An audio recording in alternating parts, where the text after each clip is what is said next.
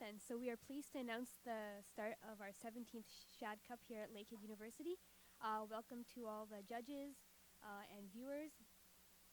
Today we are honored to have with us on our judging panel Mani Alawat from TVT Engineering, Allison McKay from Lakehead University, and Jacqueline Home from the Northwestern Ontario Innovation Centre.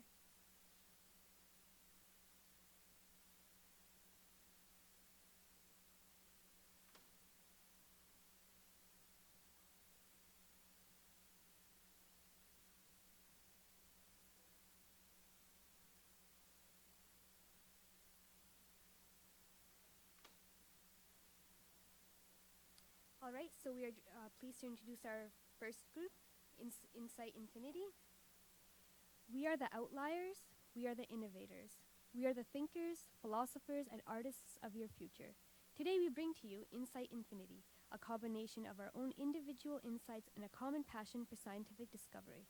Our mission is to inspire the citizens of our modern society to fully experience nature outdoors, anytime and any place, through rewarding stimulation of the mind and body.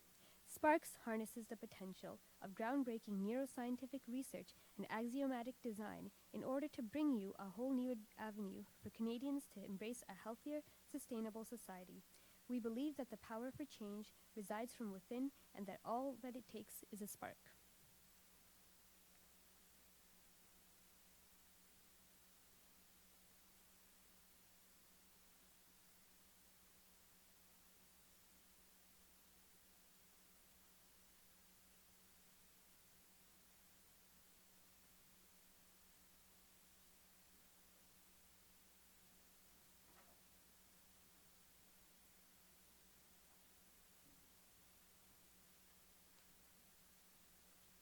Good evening, everyone. My name is Phoenix Veliki, and I will be demonstrating this business plan with my fellow teammates. I will first be speaking, followed by Ms. Chaudhary, Ms. Lee, Mr. Kleiser, Ms. Grimes, Mr. Joshi, Ms. Prunencio Brunello, Mr. Gu, Ms. Zabihi, Ms. Kadir, followed by Mr. Lamb. Thank you very much. So, before I begin, I'd like to tell you a little story I had. A good friend of mine told me once that there are two kinds of people in the world. There are those who come up with the ideas and the way to implement these ideas. And there are those who find the ideas and try to take all the credit. Perhaps we can refer to these as scientists and businessmen. And there's much less competition in the form of scientists. Now, there's also two kinds of people when it comes to motivation. There are those with plenty of motivation and enough to give everyone else in the room. And there are those, well, much, much more of those, who lack the motivation and who just need that extra spark to light them across their way. So tonight, we are going to be presenting to you our Spark. It is Sparks by Insight, a wearable tech that can give you that extra little boost. Thank you very much. As a Canadian society, we've become increasingly sedentary, and this has started to take a toll on our health. Researchers and reporters have said ample number of times that this type of behavior is likened to that of smoking, or even worse, the lack of physical activity. Everything we do in this atmosphere that we have created for ourselves, whether it's sitting at work or school, sitting while watching TV, sitting while commuting to work or school, and of course, sitting while using our phones, has made going outside an inconvenience rather than a desire or need to experience the true outdoors. As I alluded to earlier, the problems associated with staying sedentary are numerous. Like, this lifestyle that we have chosen has led to an increased number of obese people, an increase in the number of overweight people, health problems, and countless others. What we need to cure this epidemic is the need or desire to go outside and experience the true great outdoors that our awesome country has to offer.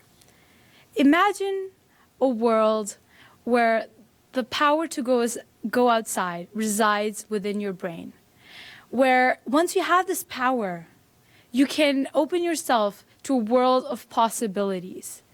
And so we present to you Sparks by Insight, which does not only that, but much, much more. While designing this product, we took into consideration many benefits. Three of the most powerful and the most near and dear to our hearts are the healthy lifestyle that it will create, not just for you, but your future generations, and increased productivity in everything you do, and an optimistic approach to life. And we all could just use a little optimism. And we know with the rise of this wearable technology market, there are many companies who try to pitch this idea of wearable technology. But we're here to show you that we're not like them. We're completely different. And if you give us the chance, we'll show you that we really have the potential to reshape the lives of Canadians. Thank you. And now I'll be followed by Jacqueline. Sorry, Miss Lee. Good evening, ladies and gentlemen. My name is Jacqueline. Oh, yeah, first a video.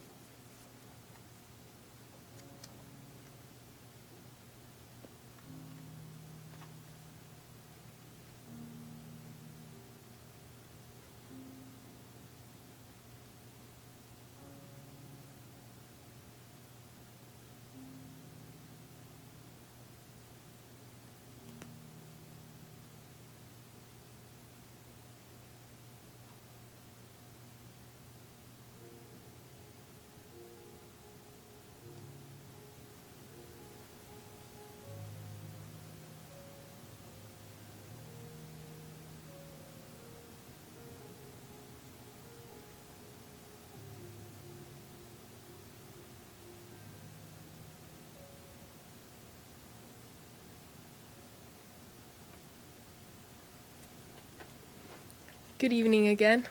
My name is Jacqueline, and I am honored tonight to be introducing Insight Infinity's first product ever, Sparks. I think at any startup company, it takes a lot of courage and determination to put its first product on the market, because no one knows how the product will do, and no one knows how the customers' feedbacks are going to look like. Well, at Insight Infinity, we are very confident in Sparks, and hopefully after this presentation, you will be too, and stimulate your potential to the furthest and fullest. So if I were to hold up Sparks right now, my invisible prototype, without saying anything, I think the first question you will ask yourself is, what is this? So what is Sparks? It is a multi-purpose headset that is specifically designed to stimulate your brain in order to motivate Canadians or anybody around the world who wish to reach or live a healthier lifestyle, or just go out and play outside. It includes a completely detachable earphones for music that can be transmitted wirelessly through Bluetooth. Also a GPS system that is connected to Google Maps, a LED illumination button that can be pressed and seen to operate and indicate your device's operation, a smart rechargeable battery, as well as an app that you can be downloaded through both the App Store as well as Google Play Store. The app itself serves as a platform as well as a interface for the users to track their process and their progress through using Sparks. So after all these features, I guess the next question to be asked is, how does Sparks really work?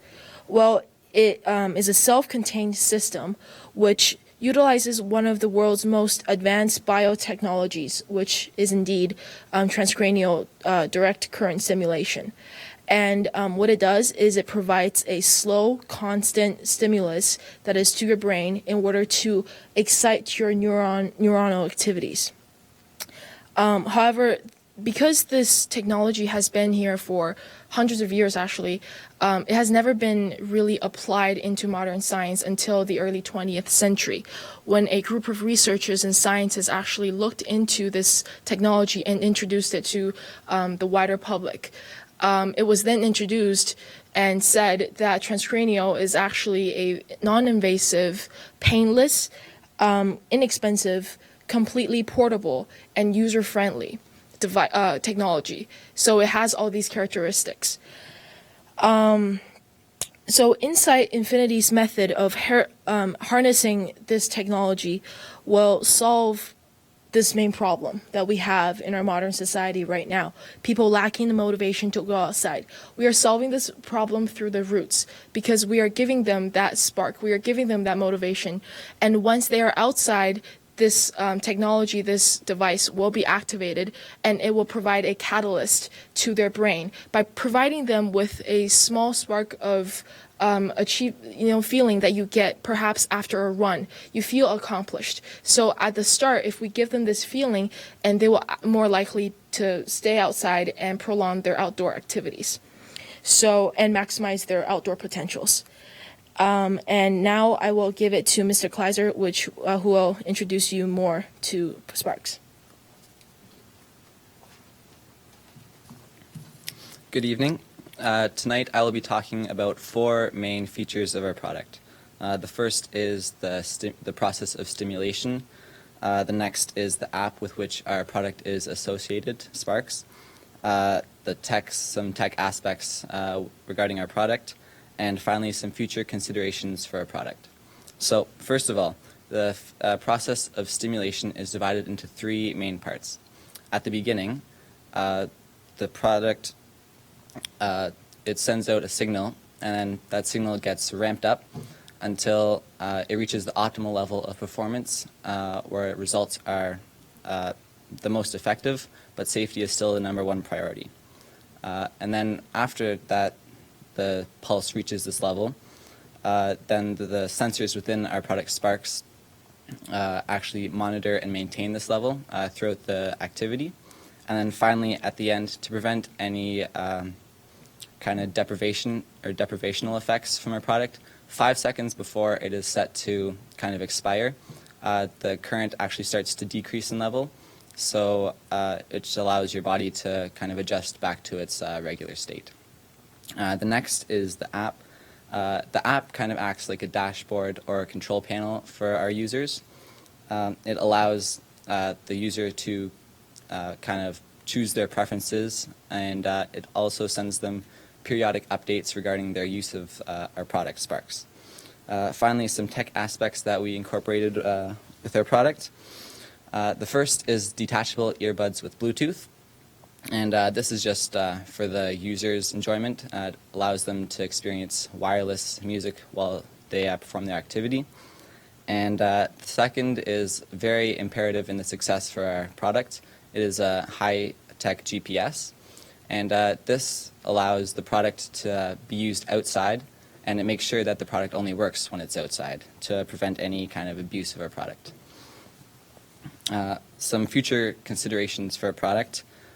We, as a company, Insight, are hoping to be able to incorporate Sparks more into your wardrobe through products like headbands and bandanas and other wearable head tech kind of clothing like that. And we're also hoping to be able to incorporate a heartbeat or kind of like a pulse monitor and step counter just for user interest and enjoyment. And finally, our product Sparks holds a competitive advantage over anyone else in this field due to our unique and new method of using transcranial direct current stimulation to motivate people to go outside and experience a happier, healthier lifestyle. And by this point, you're probably wondering, what is transcranial direct current stimulation? So for that, I'll pass you over to Ms. Grimes. Thank you.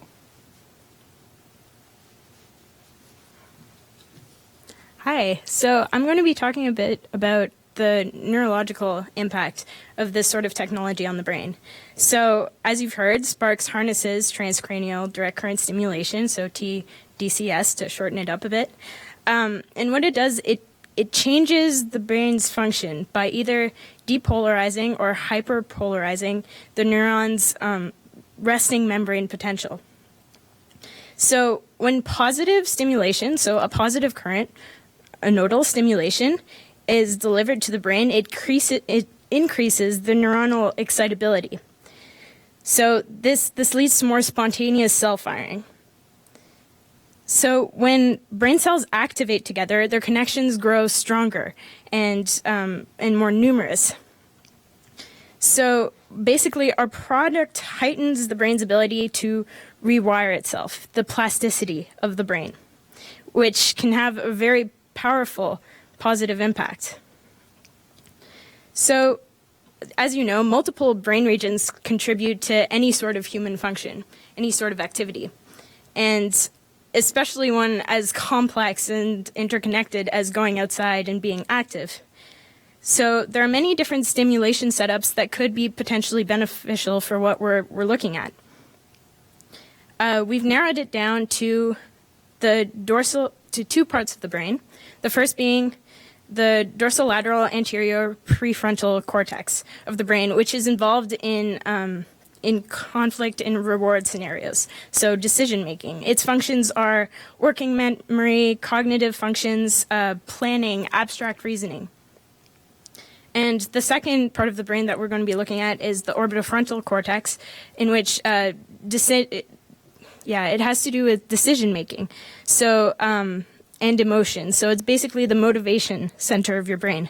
So by encouraging these two key networks linked with decision making and motivation, we can target these cerebral areas to give them a boost. So by tweaking the rate that neurons fire, we're actually altering the architecture of the brain. And research into this technology, TDCS, has enormous benefits. And with this product, we're paving the road to whole new ways of looking at self-improvement. In time, we here at Insight believe that putting on a headset like Sparks for healing and for thinking will become as commonplace as swallowing a Tylenol or taking a morning sip of coffee. Thank you. I'll be passing the mic on to Mr. Joshi. Hi, everyone. I'm going to be speaking a little bit about the technology that's involved in our product. So Sparks is a head-worn item that serves to both house electronic circuitry and to hold electronic contacts, which are electrodes, in position against the scalp of the user in a substantially stationary manner. So the circuitry within comprises of three main components, which are the power supply, the control circuitry, and the electrodes. The control circuitry is configured to provide a low current periodic waveform, which is an electrical signal, to the electrodes. The power supply would be a rechargeable lithium-ion cell battery, which provides power to the control circuitry. In this preliminary embodiment, the control circuitry includes a timer circuit, a pulse generator, a controller, and a constant current source. The controller can serve as an interface to user controls. The controller is in electrical communication with the timer circuit and/or pulse shape selector. The pulse generator shapes a low-frequency periodic waveform and, in addition, provides a direct current output in a continuous periodic waveform. The timer circuit determines the rate at which the control circuitry delivers an electronic signal to the electrodes. The constant current pulse signals to either electrodes. And in general, the pulse signal delivered to the left electrode will have the opposite polarity to the pulse signal delivered to the right electrode. And finally, the control circuitry is electrically connected to both electrodes.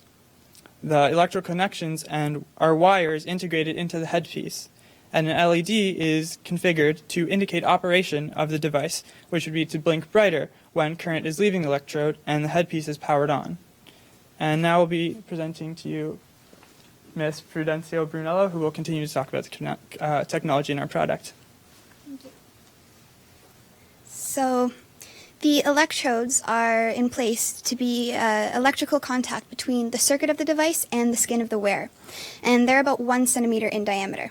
And coupled with these are sponges that have been soaked in a saline electrolyte solution, and these do two things. First, they provide a suitable contact or conduction point between the skin and the circuit. And second, they provide a sort of padding and pressure to hold the electrodes in place. They produce two types of stimulation: anodal, which is positively charged electrodes, and cathodal, which is negatively charged electrodes. When you have both anodal and cathodal stimulation together, it creates a current path through the scalp, skull, and the brain between the positive and negatively charged electrodes. What Sparks does is it uses two pairs of anode cathode electrodes simultaneously controlled, and they stimulate the dorsolateral anterior prefrontal cortex and the orbitofrontal cortex, as mentioned by Ms. Grimes. The control circuitry inside has a processor, storage, and memory, as well as software for communication within the system.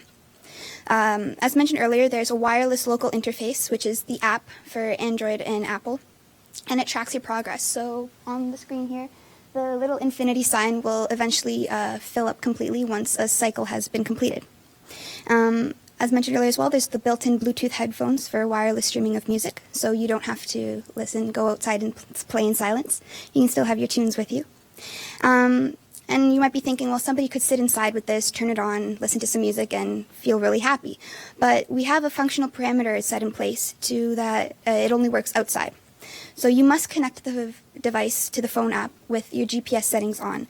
And once the GPS has recognized that you're no longer indoors, you're outside, it will signal the app to turn on the device and start your cycle. So you can start feeling really great about being outdoors. And now I will pass you on to Ms. Sabihi about marketing. Hi, my name is Hale, and I will be telling you a little about the marketing side of our product. So, as we all know, there's a growing disparity between the time Canadians are spending inside wired to their devices and the time they're spending outside leading a healthy, active lifestyle. The target market is estimated to be around 2.5 million Canadians ages 18 and over, derived from the U.S. market for wearable technological headgear.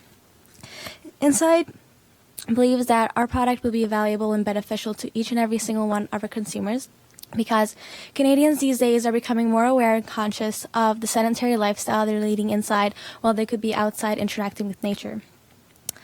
We believe that Sparks is a product that is able to ride this market trend all the way to the top. Also, with the growing technological market, Sparks has the potential to make a big impact. Also, our product is marketed to be four things to the consumers. One is that it will enhance motivation within individuals. It will promote a healthier and more active lifestyle outside. It will show true and immediate happiness on the outside, and it will have zero side effects. And now I will pass it on to Mr. Gu for more of marketing.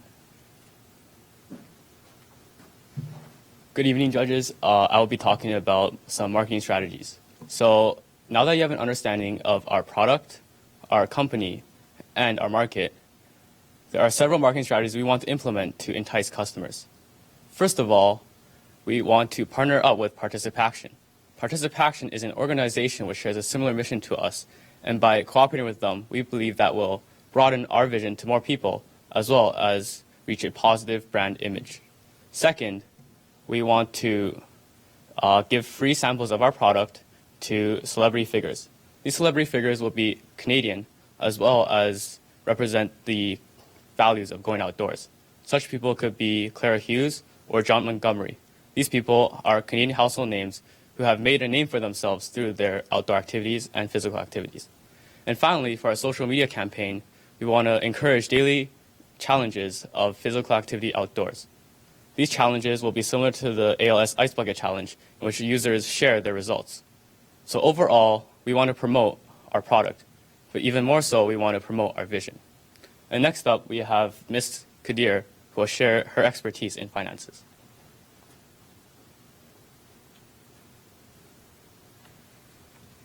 Okay. Good evening, judges.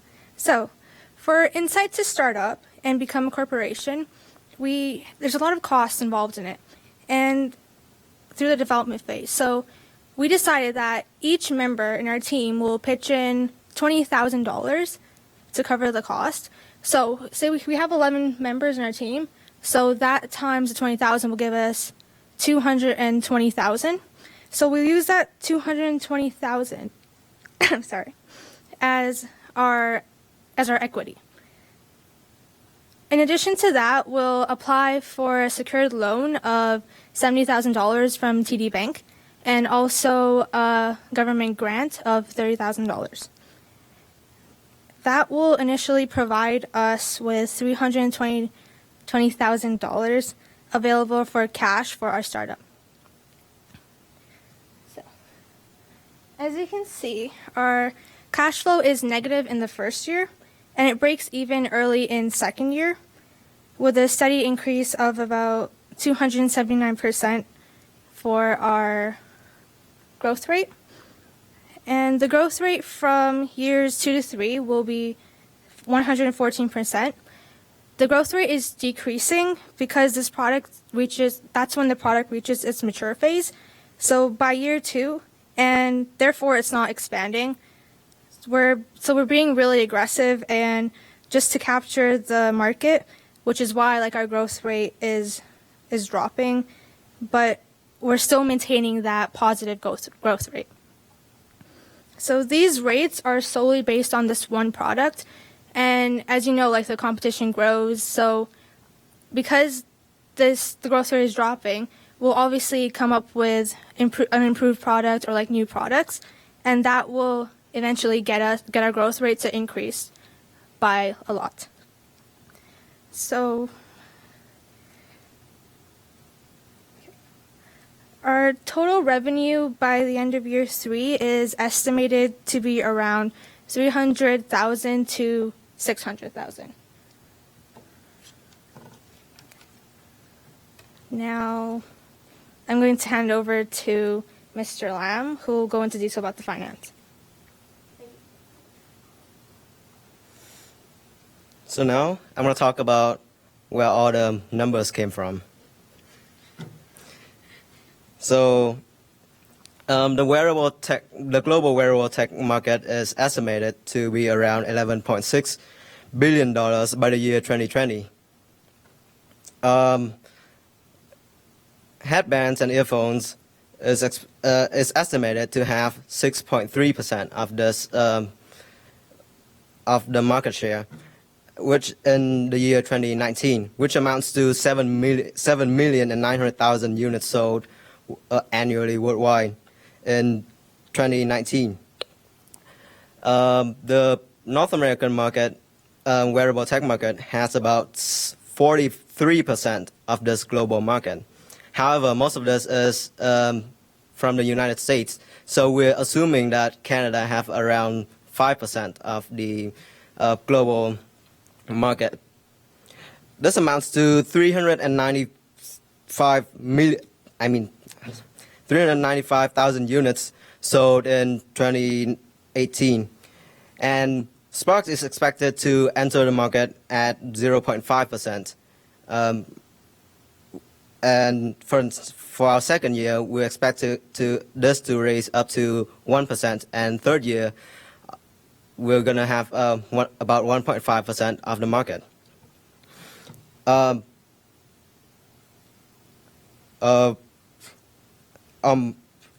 our first year, we're expecting to sell 500 units at an introductory rate of $300 per unit.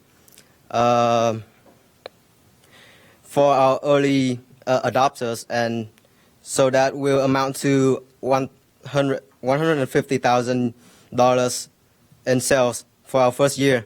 For our second year, we're expecting to sell about 1,750 units, which amount to at a rate of $320, which is our regular price, and so that we're expecting $600,000 in sales. And finally, our third year is expected to have 3,750 units sold in Canada, which amounts to over $1 million in sales in the Canadian market. Now I'm going to hand it back to Ms. Wilkie. Hello again. And now to bring us back full circle, in a sense, or perhaps full spiral, I should say, as we are continually progressing, I would like to continue this conversation about businessmen and scientists. Well, you see, none of us are really businessmen or women, and none of us are really scientists. We're just youth, united with one common passion, and that common passion is science and perhaps problem solving. We are here because we have the audacity to dream. We have the audacity to dream and to dare to dream that we want to make and create a better future. We want to be part of the team of future leaders that lead our world into a better world. Not just today, but tomorrow and forever. So this leads me to ask a very special question. What motivates you? And what does motivation mean to you?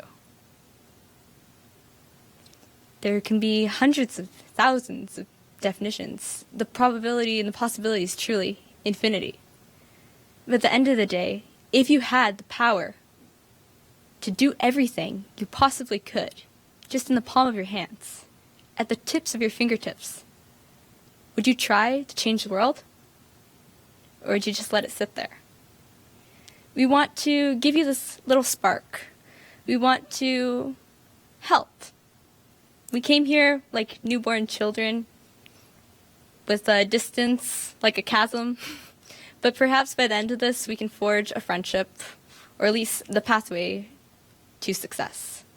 Thank you all for listening to our presentation. We hope you enjoyed it, and we look forward to potentially working with you in the future, or if not, to have some investments. Thank you for everything. Have a very good evening. And if there are any questions, we are here. Thank you.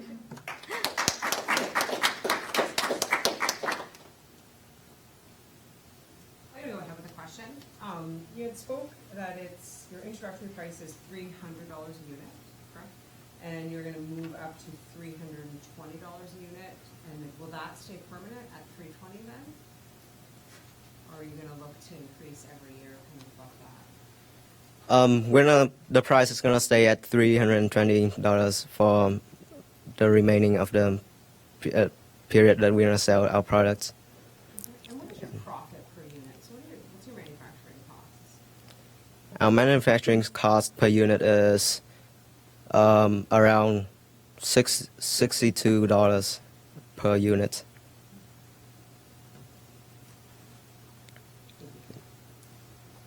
Okay, so I'm going to chime in with a question here, and feel free to take the floor whoever wants to answer it. With a lot of your target market unaware of maybe the technology behind TCDS, how are you going to get people motivated to buy your product and encourage them that TCDS is for them?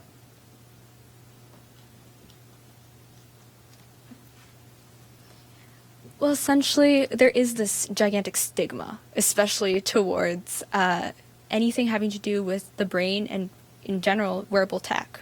Well, first of all, and this is a funny anecdote about us. When we came up with this idea about transcranial direct current stimulation, none of us had a clue what it meant. So we're all just like, oh, that's called the brain zapper. But no, it's not a brain zapper. And though you may think it is, you probably have scary images of Frankenstein. Maybe, I think there's that scene in Gotham where they were using transcranial direct current stimulation in a very primitive manner. No, it's completely non-invasive. It's completely painless. It's just there to help you, to stimulate your mind, maybe stimulate your potential. But the goal being to market it, we need to create this awareness. We need to forge this path, and not just for our product, but for all wearable tech in general, and for fellow companies or competitors who choose to use this technology. Because we just want to create a platform for success, and then grow from this platform to become something special. We can utilize social media. That's the big thing right now. I mean, television is becoming obsolete. I'm very sorry to say this, but everyone's going into the internet. We have our Netflix, we have our Crave TV, our On Demand. There's no time to sit on the couch in front of your big screen TV because everyone has their iPads, their smartphones. Same thing with the radio. Well, you can get the radio on the internet too. So we really want to use this platform that is available to us, which is the internet. And we have learned also in the past that it's not just social media that matters, but that word advertisements, written text advertisements actually get the most clicks. So of course we're going to try and develop a platform to utilize Google ads, because everyone uses Google, at least in the Western countries. And once we get those Google clicks on our text ads with our own marketing campaigns, we hope that with a little effort and a lot of sweat, we can create this positive impact and this positive knowledge towards this subject. Thank you. Well, that was great. Very creative product. I love the branding. I was hoping someone might to provide a little bit more detail about the target market. I heard you're going to be targeting people over the ages of 18. Is there more specific information you could provide us with? Yes, we are targeting for people over the age of 18. We're targeting to people that have that just want the motivation. They want to do it, but they just don't find like maybe an appeal, or they think it's too hard, or maybe after a workout they feel better, but before a workout the motivation is just not there. They have a gym membership they never use. They have these pair of sneakers they just bought that they haven't taken out of the box, and we just want to provide that spark, that first boost of motivation that will make them go, and hopefully make it a daily activity for them. Thank you. I think living a healthy lifestyle is priceless. So if someone wants it bad enough, of course they would pay the money, because there's Fitbit that's expensive. There are expensive headphones you can buy that's expensive, and this provides it all into one product.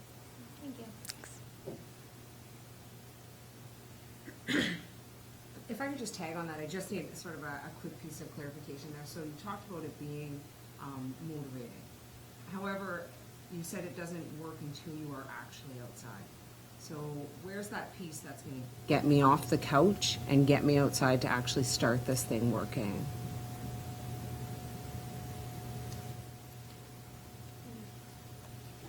Well, the idea behind this is really that you want to feel that motivation.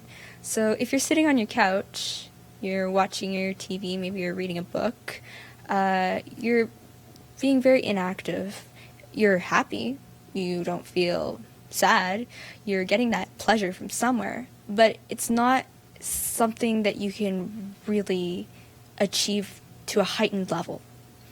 It's happiness, but it's subdued happiness. It's just laziness.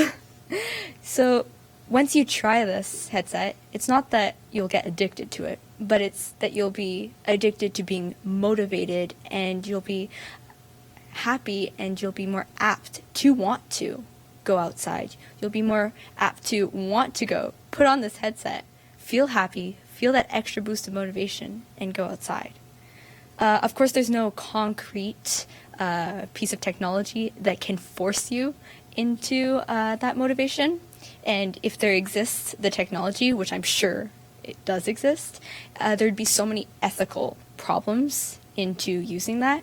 So it's really that the person has to, above all, have the willpower, the choice that they have to make to go outside first. And once they will go outside, they know they will be rewarded. Thank you. Just to add on to that, from an evolutionary standpoint, we've never been sedentary creatures. We've always had, we have a lecture that came in a lot of times over the course of the month, and his classic line was, "We're all born to run, we're all born to move." Movement's just a part of who we are inside, and we're kind of taking that and bringing that to the forefront of people's minds and reminding them why we're all here, and that being outside is good for us. And once you get out there, you take that first step outside, you're going to feel motivated to want to take another step and another till you're outside all the time.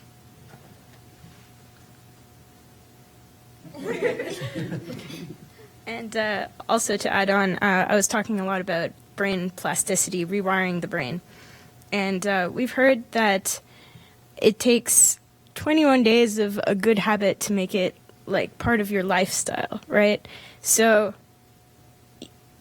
users will buy this, and then they'll start using it. They'll start going outdoors, and once they get past that preliminary phase of going from a lazy person to one that goes outside every day, does some activity, it'll become part of their lifestyle, become part of who they are. And so again, we're just giving that little push it takes to get there for them to want to live the rest of their life just like they have been since they started using the technology. So that's the ultimate goal. Thanks. Another thought, actually, and is for marketability. We said that we're only marketing to those who are above 18, and this is for concerns about brain development and just to get stray from all the possible ethical concerns. But the idea being that if the parents use it, well, the kids follow their parents. So it doesn't just get the parents outside, it gets the whole family outside. Finally, my turn. My colleagues have talked about evolution and how we were, made to be outside, and also talked about the brain and how it takes only approximately 21 days to set a certain habit that's a part of your lifestyle. Well, I would like to share like a personal story of mine about during winter time. My friend was trying really hard to get me outside and jog. I'm from Edmonton, so it's quite hard to convince me to go outside, but she did, and we went on a only 2 kilometers jog, and after that I felt great. I just felt sweat coming out of my body. I felt refreshed, and then I went outside to study again, and it was better than just being there and not productive at all. Well, the next time she called me again, she said, well, don't you remember how great you felt that day?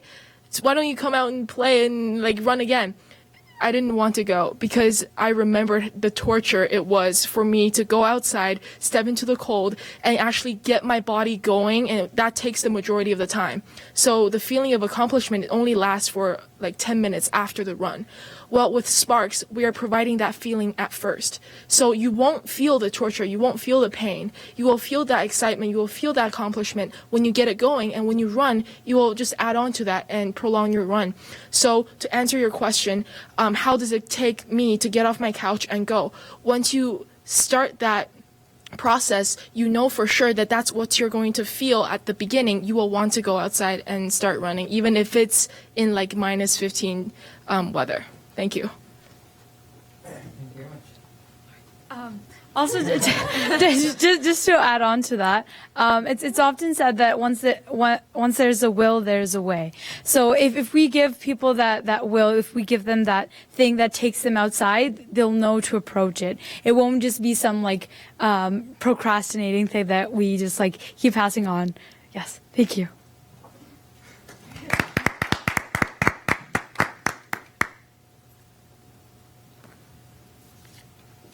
Thank you. Thank you very much. Thank you.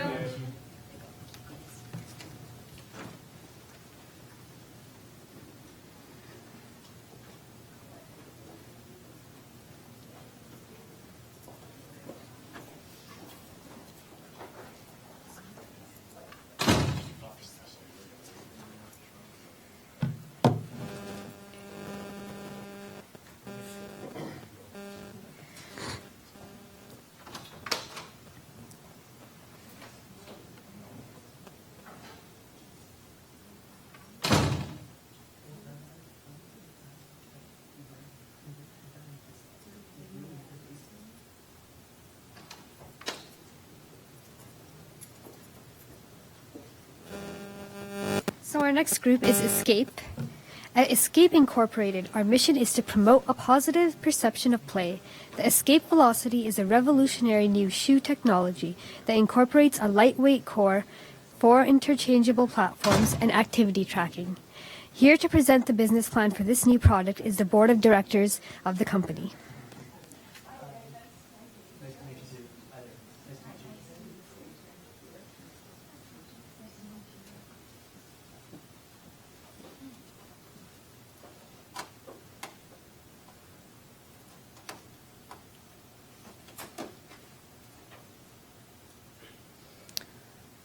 Hi, my name is Isabel Roach. Good evening to you all. And I am the chairwoman for the Escape Incorporation's Board of Directors. Behind me are my 10 fellow directors for this company, and today we're here to present to you our product, the Escape Velocity.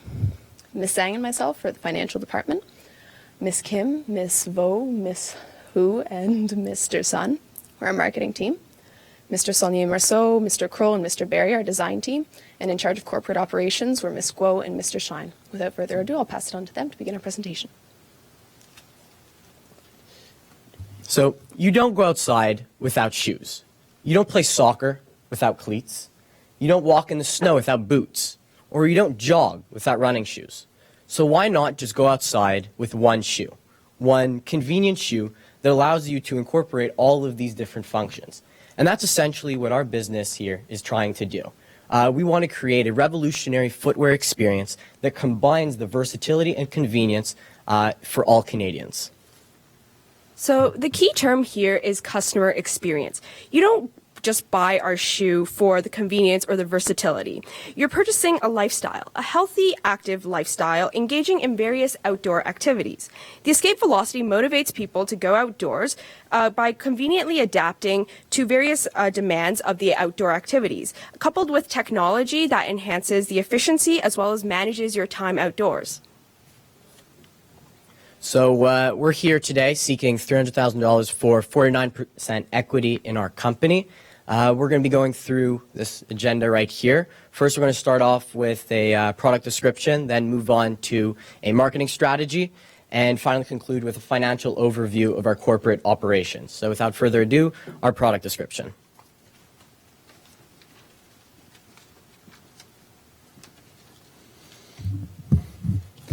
So our product contains three main components.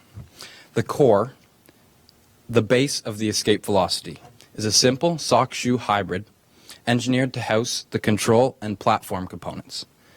The upper portion of this sock-shoe hybrid is made of Darlex, which ensures a pliable, durable, breathable, and elastic design, woven into which are rare earth disc magnets that, with their pairs in their platforms, secure a connection between these two components. This will be touched on later by Simon. The insole can be removed, which reveals the compartment for the CTRL component. And lastly, the outsole composed of strips of polyurethane, which form a complementary reverse pattern that interlocks with all platforms, both physically and magnetically. A platform is a complementary attachment to the core, whose purpose is to specialize the footwear for various functions, weather, and terrain. Each platform has a specialized design with a particular support, rigidity, and traction. Currently, we have 4 designed. So to begin, I'm going to begin with a regular weather platform. This everyday platform is comfortable, flexible, and a convenient addition to the core. Designed for daily physical activities in the outdoors, the outsole is composed of extensive amounts of polyurethane cushioning, modified for extreme comfort. Additionally, EVA, lateral, medial, toe box, and heel supports are made and added for stability, safety, and robustness.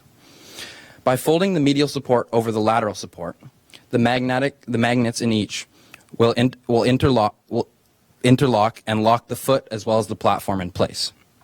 Moving on, the second platform is the extreme weather platform.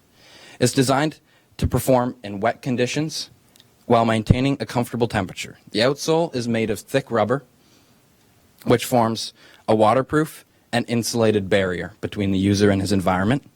Stitched and glued to the outsole are a lateral and medial double-layered leather and wool, where the wool can be removed magnetically when insulation is unneeded on rainy days. The third platform is designed for sports such as American football and soccer, where a cleat is necessary to compete. The hard plastic studded pattern fits seamlessly between the cushioning of the core. The lateral and medial kangaroo leather is glued and stitched to the platform's outsole for directional support as well as an optimal touch on the ball. A K-leather heel and toe plates are also present. Finally, designed for stability and robustness, the hiking platform offers maximum performance to all types of conditions. The outsole is composed of mostly polyurethane and rubber, comprising a rigid, comfortable, yet supportive base. There are thick leather panels covering the entire forefoot up to the toe, as well as the heel, all of which provide stability and a plate of protection between the user's foot and the surrounding elements. Now I'm going to pass it on to Simon, who's going to describe a bit about the magnets as well as the CTRL component. Hi, I'm Mr. Kroll. I'm going to be talking about the CTRL. So the CTRL is a waterproof compartment located in the heel, which has extra padding just to make sure that nothing bad happens to the CTRL component and we don't break anything.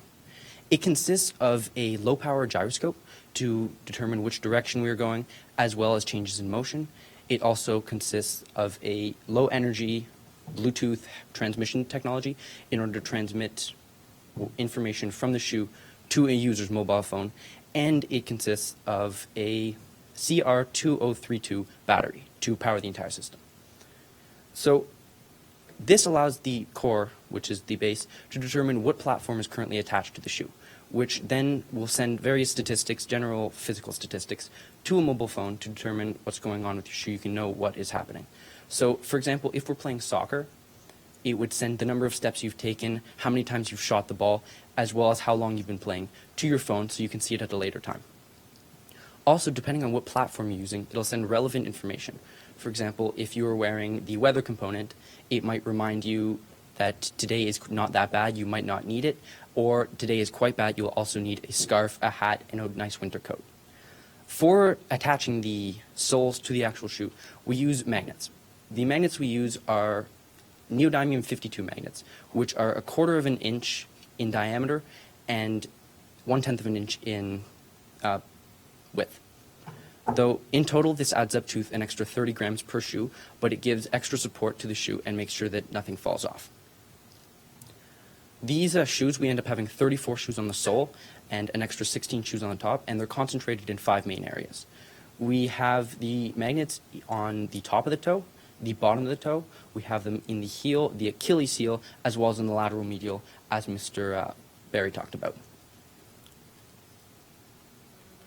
And this is supplementary to our other forms of support, which include grids in the bottom of the shoes in order to make sure that it cannot move horizontally in any direction, as well as an attachment on top which is connected with more magnets to make sure that you cannot go up and down and the attachment doesn't come off the shoe. This in total is meant to make sure that people's feet are kept safe and that nothing bad happens to them. So while this simple yet versatile design is... This design is meant to make sure that nothing bad happens to the shoe and that that everything is convenient and modern innovation, and it's suited for an abundance of outdoor activity. So our manufacturing process is divided into 3 steps: the core, the platforms, and the CDRL compartment. But before all that, at the very beginning of our process, we have our parts and materials shipped to our factory in China. And after all the goods have been submitted to a quality control, the actual process begins. So to build our core, we first use machines to weave magnets inside the Dolox fabric. After that, the Dolox fabric and EVA are cut for the appropriate shoe size. Then foam cushioning is melted to create the outsoles and the insoles. Plastic pellets are also melted so that we can create the control compartment where the CDRL thing will be placed. After that, the core is assembled using glue and stitches and mounted. So for the platforms, the sole is the first one to be formed, the sole is the first to be created, as well as the threads. And then after that, we have the fabric panels mounted over it, using glue and stitches in precise locations. The fabric panels also have magnets in them to fit the core's magnets layout so that they can lock in magnetically. And so finally, for the CDR compartment, basically we have the low power gyroscope that's connected to the compact Bluetooth and the battery, and that all is placed into a plastic cover and inserted inside of the CDRL compartment and inside of the core, which completes our manufacturing process. Hi, I'm Ms. Vo, and I'll go over briefly the industry analysis and market penetration. The Canadian footwear industry has been growing for the past decade, particularly the sport footwear, and it will continue to grow.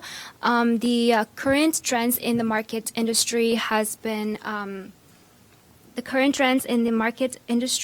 include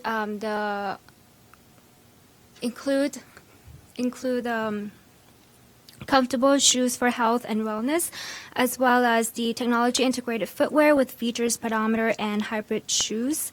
Also, Escape needs to overcome some barriers in the market industry, which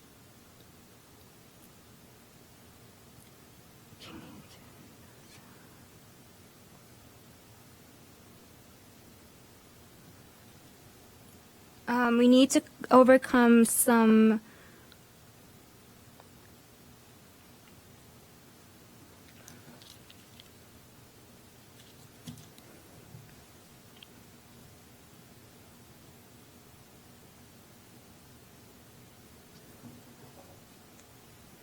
Can someone go next? Because I don't remember.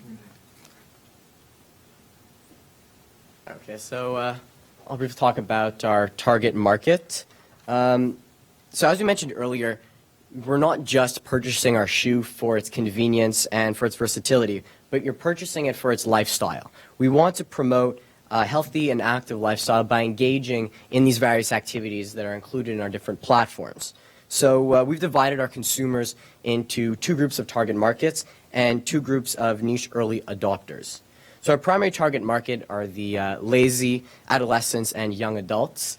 They are targeted with this innovative and convenient platform that where our intention is to draw them outside, away from their computer screens and play with the shoe in a sense. So teenagers and people in that age group like to have the newest and the trendiest technology. So selling the Escape Velocity or shoe as a fad would appeal to this market area. Our secondary market, our secondary target market is the middle-aged and older. Survey results show that middle-aged individuals have a hard time finding the time to go outside and perform these physical activities. So our main selling point for them would be our shoe's efficiency and convenience, which helps them motivate, manage, and maximize their physical activity time. So now for our niche early adopters, who will be especially important in our first year of business as we try to kickstart our shoe project. First, we have our amateur athletes or individuals who enjoy a variety of sports, but do not necessarily have the equipment or the time to do so. These individuals tend to be interested in the marketing of the shoes as an athletic apparel that can improve and optimize their outdoor physical time and performance. And so next, or last, we have the technologically oriented, who are attracted mainly to the innovative and technological aspect of our shoe. These individuals would be interested in how the multi-purpose shoe can measure and collect data to deliver meaningful and relevant information to aid their outdoor physical activity. Through this technological appeal outlet, our shoe can attract a large number of lazy technology users and try to get them outside in the spirit of our vision to promote our outdoor play. And John. So we have a pretty detailed marketing plan overall, but I'll try to condense it down into the main 4 Ps of the marketing mix. So first, I'll be going in through product, pricing, place and distribution, and lastly, I'll be going into our 3-tiered promotional plan. So firstly, with product. We're marketing really an experience of the shoe. It's more than just a shoe, really. It's more of an innovative technological shoe that incentivizes people to go outside and take advantage of each and every minute of their spare time and to put on each platform to take advantage of that time and to work out. So essentially, we have a customer service mindset. We value service. We have a 24/7 phone, email assistance, 1-year warranty, and easy to access, safe and secure web service that will immediately get the shoe to all of our consumers. So we're marketing the product not as just a simple shoe, but rather the experience of having all the power to run, to jog, with our regular platform, also to go on rugged terrain, snow, and rain. So all of these terrain and functions are integrated into the shoe. Second, I'll be going on to the pricing. So the price of $255 per unit, that includes the 5 platforms as well as the core shoe, is a lot significantly cheaper than having to buy 5 different types of shoes, for example. So that really covers the convenience part of having all those shoes in one at a cheaper price. So for example, a child who is trying football for the first time might not need the best cleat out in the world. So they could buy the shoe and take advantage of the cleat function of the shoe while still having the regular platform to walk, to jog, to just walk around town. So essentially, having everything in one condensed price really helps target the affordability aspect of the product. Lastly, middle part, I'll be going on to place. So the Toronto headquartered store would target the busiest town in Canada. We know a lot of people go through Toronto and they would be easily, they come across the shoe essentially very easily. And just having the product in a store and allowing people to try that on really gives them the whole experience and gives them firsthand experience with the shoe, firsthand contact with the shoe. We also have the website, which allows for maximum profit as we get all of the profit, 100% of the profit from the website since there are no intermediaries. And lastly, we have a couple retailers, small retailers across the Toronto and Montreal region. Lastly, I'll be going on into our 3-tiered promotional plan. So it's 3-tiered through the social media hype, the buzz marketing, and the word of mouth. So within the social media hype, we have a celebrity endorsement, which really focuses on the idol itself and their personal connections to the general public. So all of their emulators, the emulators of the celebrity would buy into the shoe essentially because of the testimonial that the celebrity gives. The second part of the social media hype involves kind of like a sales promotion where we have a social media contest via Twitter or Facebook where we trend the hashtag the Velocity shoe. And essentially that disseminates the idea of the shoe across the general public via social media, and we get people to post pictures of themselves working out. So not only does that accomplish the promotional goal, it also helps us get the idea out and the new idea out, and to show that people and to show other people that there are people working out and there are people going outside, and to get that outside aspect through. Into buzz marketing. So buzz marketing is basically creating a buzz or excitement about a specific product. We have 3 sections under this, so personal selling, relationship selling, and word of mouth. So generally these cover the relationship between the seller and the user, and we use those relationships to get the user to buy into the product, and we create a general buzz or excitement about the product to start the trend and to start this shoe trend essentially.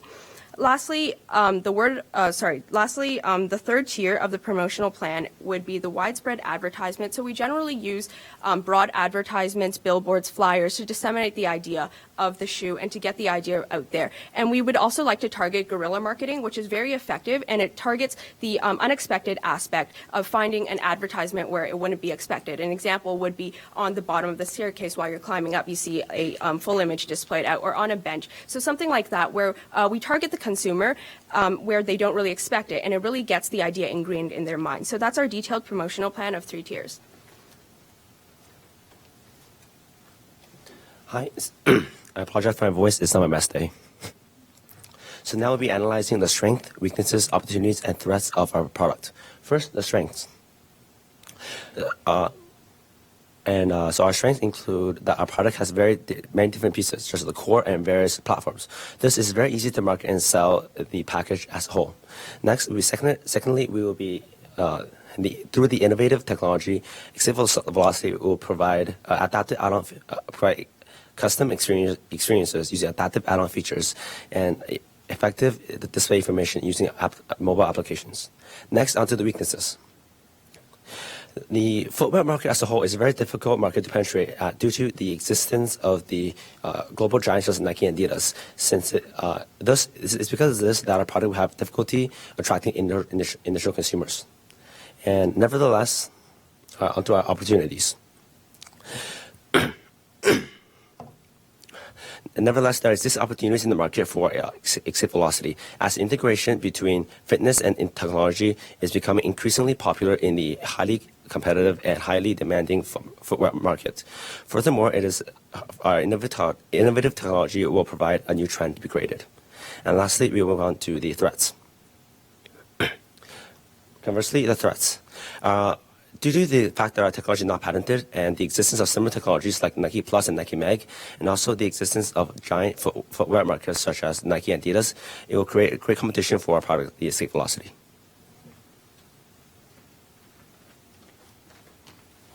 So now as for competition, when considering entering footwear industry, it's important to look at all the possible competition because this industry is already highly competitive with countless companies striving to success. And particularly in athletic footwear industry, the competition is more towards the top, with Nike and Adidas each owning 35 and 20% of the all global shares. And Nike is currently the top company for manufacturing sportswear with more than $7.5 billion of revenue as of 2014. And of these, athletic footwear accounted for 54% of their sales. And with this constantly growing trend, Nike has also announced to release a new new product in Nike Mag Series, which is a rechargeable shoe with a power lace. And because of its innovative technology and high-tech features which are similar to our product, this product is expected to be one of our main competitors. And also, next, Adidas is the largest sportswear producer in Europe and the second largest in the world. And although their sales has decreased by 1% from 2014 to 15, their sales are expected to grow again with the advent of Adidas MyCoach. And Adidas MyCoach is basically a sports facilitating device that works in combination with a mobile app. And one of these are Excel, which is a device that tracks your jump rate and speed and quickness, and you attach it onto your shoes.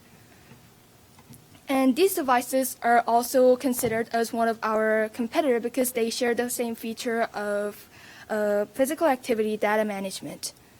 And although we expect an intense competition within this industry, we also have some advantages. And first of all, there's not yet a company that produces a footwear that has attachable and detachable soles. So if this feature appeals to the consumers, we can expect a significant amount of shares in Canadian market. And secondly, the statistics suggest that the percentage of shares from United States market in global footwear industry is declining. And this also suggests that it's a good chance for Canadian market to jump into the market and gain more foothold in this growing industry.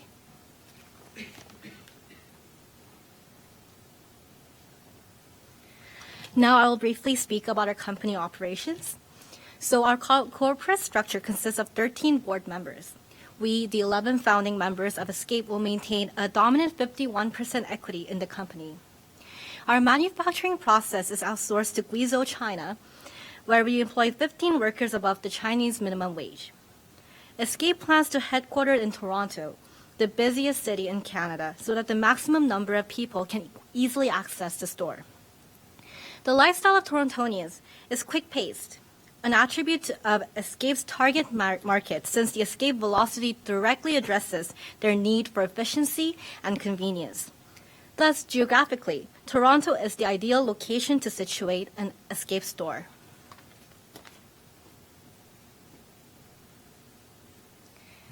Hi, I'm Caitlin Zhang, and I'm in the financial department, and I would like to talk about valuation and sales projection of Escape Company.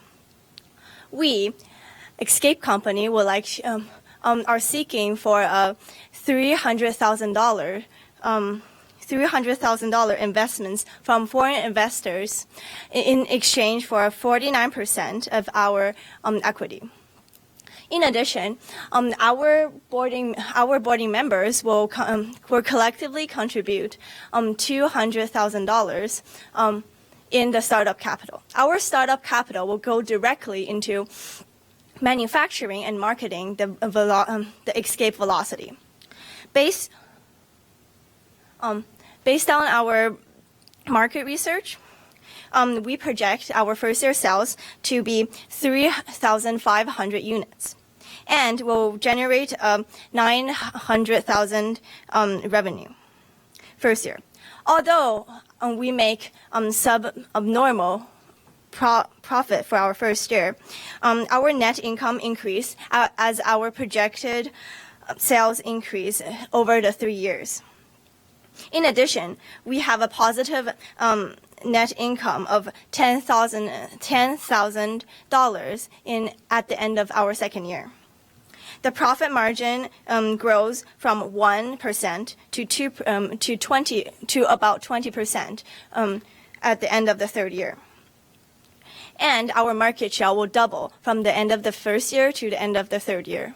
I would like to hand to our chairwoman, Ms. Roach. Hello, so I'm going to talk about the costs of our product. So our fixed costs in the first year amount to around $730,000. The main constitutions of this figure are our salaries primarily, and as well as our advertising and our rent costs. Our variable costs are divided into our materials as well as our direct labor costs. For materials, we have, of course, our core and our platform of each, and there's various platforms of each shoe. So our core contains about $40 worth of material, and each of the platforms around $20 each. The direct labor costs in the first year are about $19 per shoe. However, this does decrease by 60% over the next 2 years as the number of units sold does increase. This gives us a total cost of each shoe of around $150. With our price point of $255, this gives us about a profit margin per unit of about 40%. Unfortunately, due to our higher startup costs, we operate with a negative profit margin in the first year, but it does increase by 50% over the next 2 years as we're able to pay off some of our startup costs. As well, due to our initial investments, we maintain positive cash flow through all 3 years, and we see a significant increase in the third year as we see a more significant profit margin and number of units sold. Just to continue from the market industry, Escape needs to overcome the barriers in the market industry, so mainly competition. As a startup company with no reputation, with no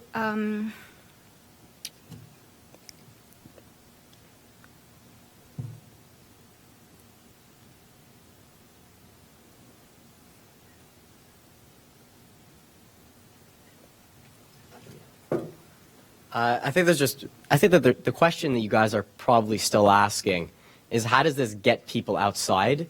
It's a little funny. It's not an app that actually promotes outdoor play. It's a little bit more indirect. We're effectively targeting the same hype as like the Air Jordans. We want people to wear these shoes and feel almost proud that they're wearing that shoe and they're showcasing that shoe outside. It's a different concept, but I think that there is room in the industry for something similar, and hopefully it can go away. So we recognize that a lot of people in the market currently don't have the time or the resources, and we want to use this shoe to offer the convenience and the versatility and give them the time and find time in their busy schedules to take the opportunity to go outside. And we hope that this convenience and added support from the shoe with the 5 sections really helps give them that time. And I guess it's pretty tense in here, so in conclusion, we hope we gave you a general overview of the prospects of our business, and we hope to convince you of the merits of our business plan. So we'd like to express our gratitude for the wonderful opportunity, and thank you very much.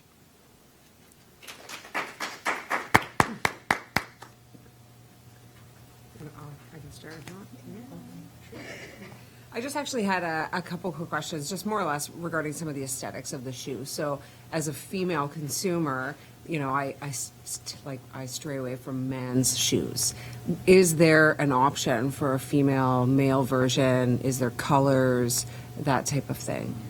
So we're planning on releasing both. My apologies. We're planning on releasing styles for both, but we're going to focus on the same areas. So as I mentioned, we're going to do an everyday, so a regular weather shoe, which is comprised of a running shoe. We're going to do the extreme weather, so the boot and the rain shoe. So those will be gender specific for each and every platform. And additionally, this gives us what we're doing gives us a lot of options for aesthetics, because we have the base, which is customizable, as well as the outsole. So you have a bunch of options. Thank you. I just want to thank you, first of all, for your presentation. It was very well structured. And I just want to say that I've been to quite a few presentations, and even the most experienced talkers get nervous from time to time. So I thought you guys picked yourselves up and recovered really well. So I want to thank you for that. My question is that as someone who plays a lot of sporting activities, you mentioned that the shoe can be used as a cleat. Now, I can tell you firsthand, there's a reason why Nike and Adidas don't put Bluetooth chips in soccer cleats. It's because soccer is quite a physical sport. So how do you maintain that your shoe stays durable and key components like the control center don't get damaged during a physical sport? Yeah, so actually Adidas does have their Beatrice mentioned, they're my coach. I actually have a pair of soccer shoes with it in it. I play quite a bit of soccer, and the my coach is in the shoe, so it's a proven technology. And in that sense, we can bring it into our shoe. So it's essentially just in the you lift up the sole, and there's a little compartment space for the my coach, and you just tuck it in there, and it's ready to go. Thank you again. I'd just like to echo that was a great presentation. I kept thinking of questions and then you'd answer them on the next slide, so that was great. Just why manufacturing in China and why foreign investors?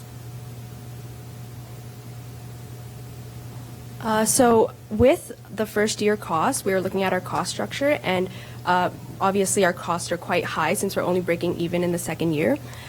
We would like to outsource our part of our corporation to China, since firstly, we want to decrease our costs, and secondly, we try to be international in our production, and we want to have some of the workers in that area of China, which is Guizhou in China, and we want to try to integrate that into some kind of component in our Canadian society. So we hope to produce this shoe in China to have like China aid in the production of the shoe.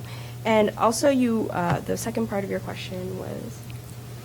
Why foreign investors? Oh, right. Why foreign investors? So foreign investors, we are looking at a couple of options of investing. So we considered having, we considered giving out equity. We considered having a royalty. We considered getting a loan. And we were looking at some of the concepts of the shoe. The novelty of the shoe isn't very attractive towards investors or loaners, potentially. They would expect a very high interest rate for such a huge risk that they're taking, essentially. And it wasn't very plausible to get a loan at a lower interest rate. So that wasn't very attractive for us to go for the loan option. In terms of royalties, for a startup company, we think that giving out revenue within our company isn't in our best interest. Giving out revenue, we need to try to keep the cash flow within our business to secure more production facilities to decrease the costs in the future. So we thought the best way was to give out some portion of equity in our company. We chose 49% to keep the dominance in our hands, and we were asking for $300,000 for the other 49% of the company. Well, thank you. Great. Thank you very much. Thanks.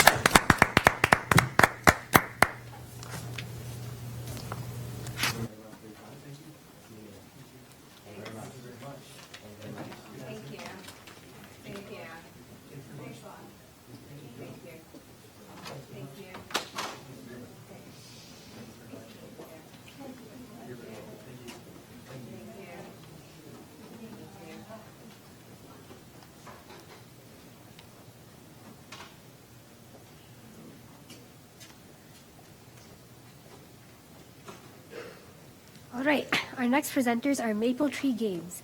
Their mission is to promote social and active living by motivating Canadians to experience the outdoors. They created a mobile application called Avatar, which incorporates gaming and social elements into a Tamagotchi-like application, in which a virtual avatar represents the user's health and fitness levels.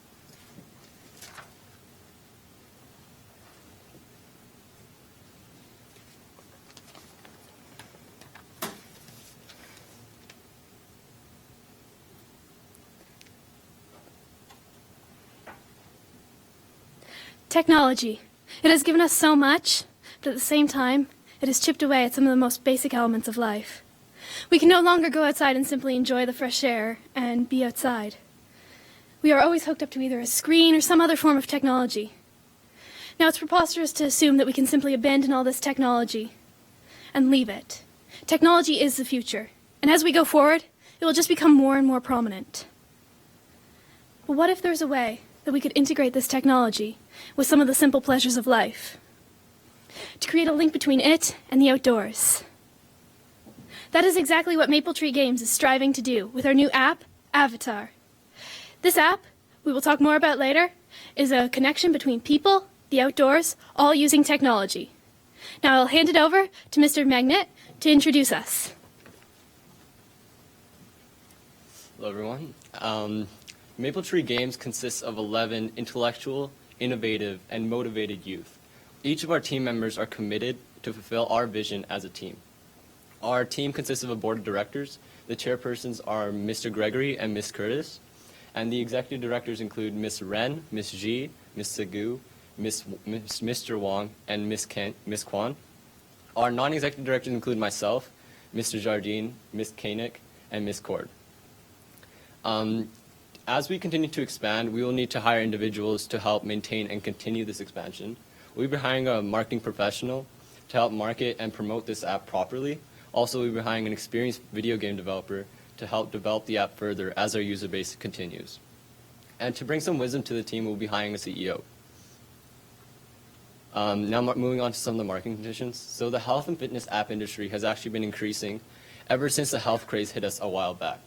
And last year, the health and fitness app industry grew by about 62%, and this is about 87% faster than any other app industry.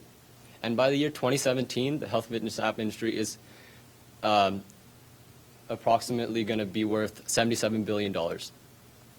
And this app industry is quite easy to get into because all that is needed is the development of an app, but it's difficult to do well. And we at Mapletree Games will counteract this by integrating new technology as is being developed and integrating it into our game Avatar. Also, we will be keeping a close eye on our nearest competitors and seeing how they react to market changes. All this will help us keep one step closer to the goal. Okay, so I'll be talking about the missions and objectives. Maple Tree Games' mission is to promote social and active living by motivating Canadians to experience the outdoors. Our objective is to get sheltered Canadian youths to embrace the physical world regularly. We were hoping to pose as a major competitor in the health and fitness application market, and our goal is to gain a user base of 60,000 after our first year of release and make a profit of $3.3 million after 3 years. Ms. Koenig and I are going to overview the product. Before developing our problem, our team identified 3 key problems that prevent people from going outdoors and being active. First, the technological implementation in our society prevents people from wanting to go outdoors. The solution to this is incorporating the technology into our application. Next, people simply lack the motivation. This is addressed by our application's incorporation of rewards, competition, and camaraderie through social media integration. Last, improvements are not immediately visible. For example, if you were to go to the gym, you would not be able to see improvement right afterwards. We solve this problem by creating an avatar that does show immediate, exaggerated improvements. Our application features a customizable avatar which reflects the user's mental and physical conditions. It tracks when the user is outdoors and incorporates goal setting. It is also socially integrated so that if the users want, they can connect with their friends for the sake of competition and camaraderie. When the user is outside, the avatar shows exaggerated positive signs. When the user is inside, the signs are negative. However, it is when the user is both outdoors and physically active that the biggest rewards are given. Such rewards include coins, which are gained by the user when the avatar is physically active and or outdoors. Another virtual currency, dollars, are primarily gotten by the user through real money payments. There are also 2 modes within our game, easy and hard mode, and incorporated within both those modes is an optional fitness tracker which tracks the nutrition and the physical activity. A streak counter built into the application also keeps track of how many days the user goes with or without going outdoors and or being physically active. The purpose of this is to encourage the user to reduce the number of days consecutively that they spend indoors or not physically active. Thank you. Good evening, judges. My name is Dorsa, and I'm going to talk about the psychology that's behind our product, Avatar. One of the main focuses of Avatar is the sense of competition that's created among users through a ranking system, as well as a theory that states that we as humans behave better when we know we're being observed. Avatar would use this theory by allowing its users to visit their friends' avatars, and by doing so encourages them to improve their results and rankings. Another psychological aspect that we've considered is the chemistry of brain. Dopamine is a neurotransmitter that is associated with pleasure and reward, and video games trigger dopamine production by in-game rewards. Avatar would use the same mechanism to build healthier habits. Every time that the user goes outside, their avatar would show more defined muscles, and that would create an instant sense of accomplishment for going outside that's usually not felt in real life. And that would trigger dopamine production. Tamagotchi effect is, or emotional attachment to digital objects, or in our case an avatar, is another principle that we've implemented in Avatar. And it's been used by Tamagotchi, the famous game, for the first time, and has been a successful tactic. So we'd be using the same principle by allowing your users to, in a sense, take care of their avatar and develop an emotional attachment. Thank you. Good evening. I'll be briefly touching on the technologies integrated within the app, the first of which is a GPS. And the GPS is used to determine if the user is outdoors or inside, and to reward them for any outdoor activity. And the second is an accelerometer, which is used to further validate any outdoor activity. Now, the GPS can detect if the person is outside, but not if they're driving in a vehicle. And so the accelerometer addresses this issue, fixes it, and cancels any rewards the user may have obtained for being outside while they're driving. If the user is traveling over 50 kilometers an hour, then the accelerometer detects this and removes any rewards they may have received within 5 minutes of traveling that speed or above. And we've also integrated a heart rate monitor to measure the extent of the user's physical activity and to reward them accordingly within the app. And the reward system for this varies depending on the user's age and level of fitness, since the heart rate for everyone is not always consistent between different people. And the final technological integration is with Facebook. Upon registration in the app, the users have the option to sync the application with their Facebook account, giving the app access to their friends list. And this benefits users by notifying them if they have any friends who are nearby and outdoors. It also adds a sense of competition to the app, since friends are always trying to be better than each other. And finally, it gives the user the option to post any success they may have obtained through the use of the app if they so choose. Thank you. Good evening. I will now be addressing the market structure and sales channels. So essentially, this is basically how we get our app to our consumers. So it would first start off with our app developers, which are employed by MapleTree Games, and then move on to our primary app platforms, which is basically the vessel through which we get to the consumers. And that would obviously be the Apple Store and the Google Play Store, which take 30% of our annual revenue, and the Google Play Store has a one-time payment of $25, which they would also employ. And it's important to sort of keep this structure consistent throughout our whole entire life cycle, as it would optimize efficiency between each of the layers, which is essentially what every company needs. Now, as for risks and threats, it's really important for us to recognize that there are risks associated with our product, and to sort of employ solutions which would ensure that you as investors are putting your money into competent hands and eventually will get that profit back.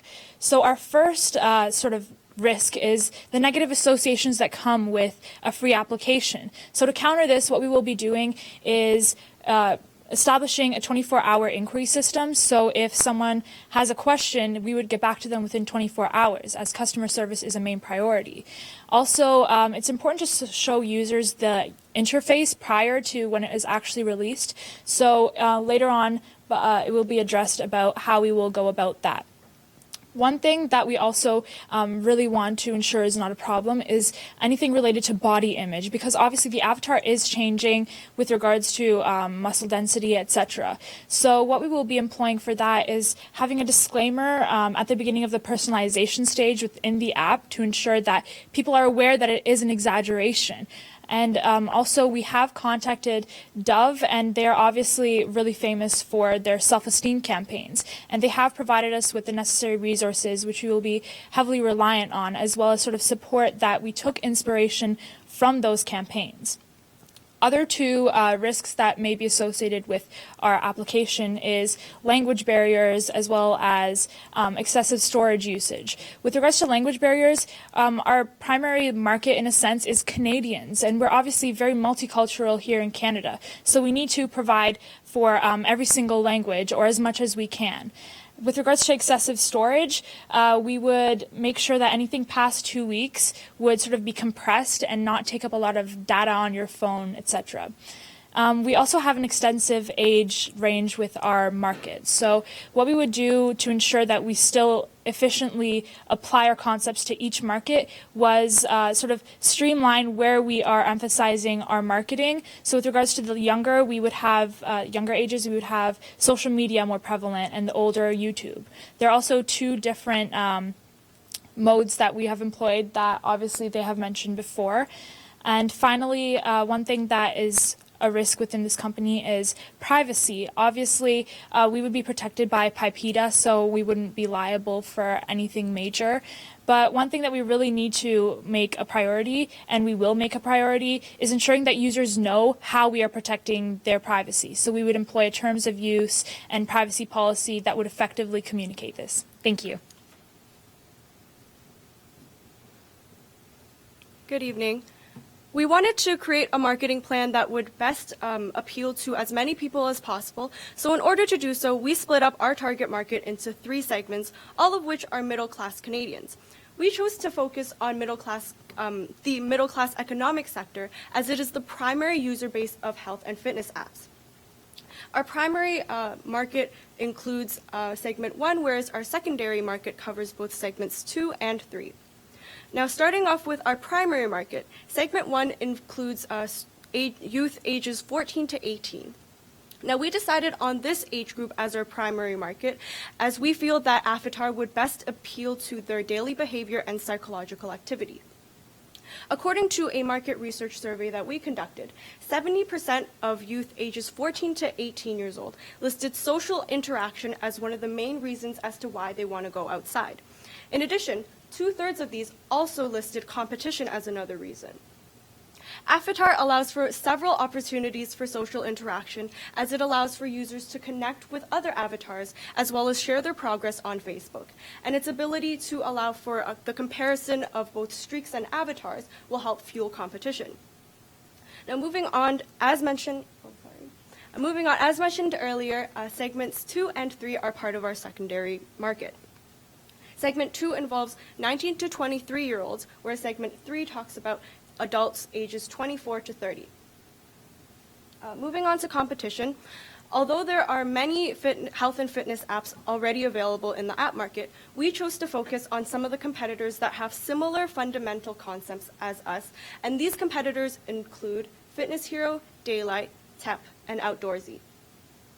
Now, every successful company takes a look at both internal and external analysis, and in order to do so, Mapletree Games chose to take a look at our strengths, weaknesses, opportunities, and threats. Thank you.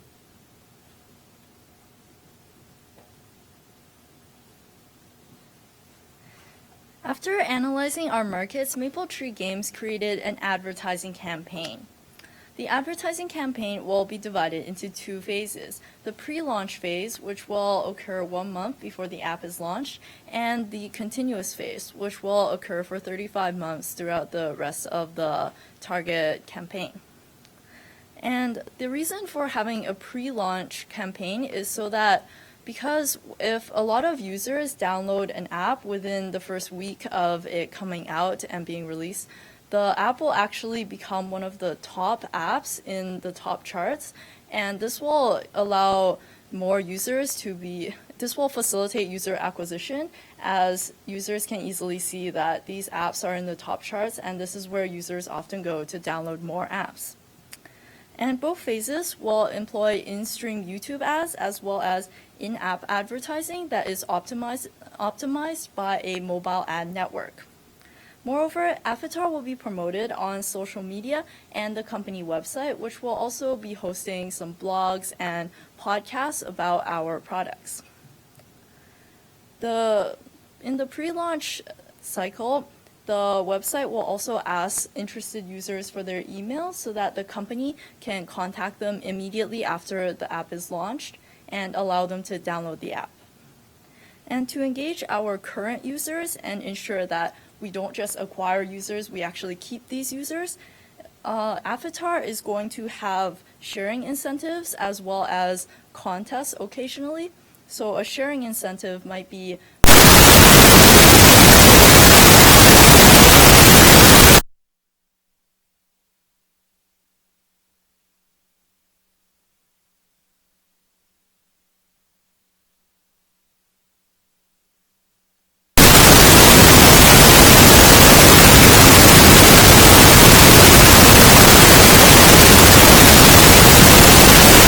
for awards such as the KIP Building Fund to encourage more publicity.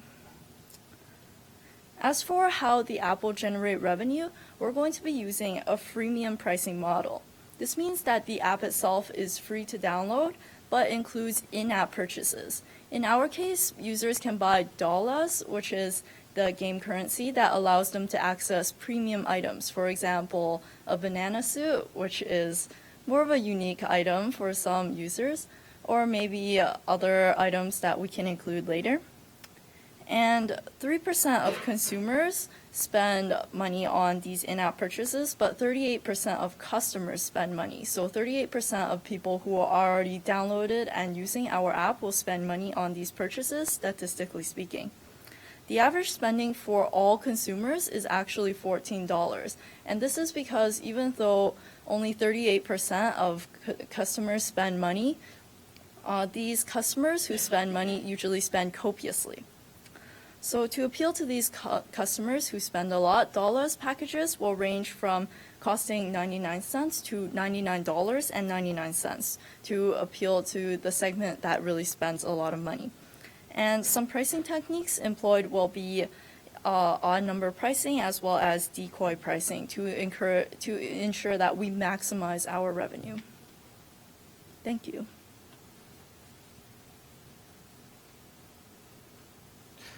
Hello, I'll be addressing the permits and regulatory section. So to start off with permits, first off, we will need to register with entities of the Canadian government in order to ensure that our company is a legal business. So to start off, we need to register for a 9-digit business number that will simplify and streamline all interaction between us, the business, and the Canadian government.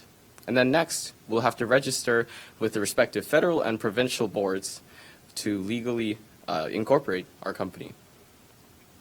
So next, with our regulatory and legal issues, we as a company will take all possible and necessary legal precautions in order to ensure that Maple Tree Games, our company, will be insured and protected financially, in legal liability, and in ownership of intellectual property.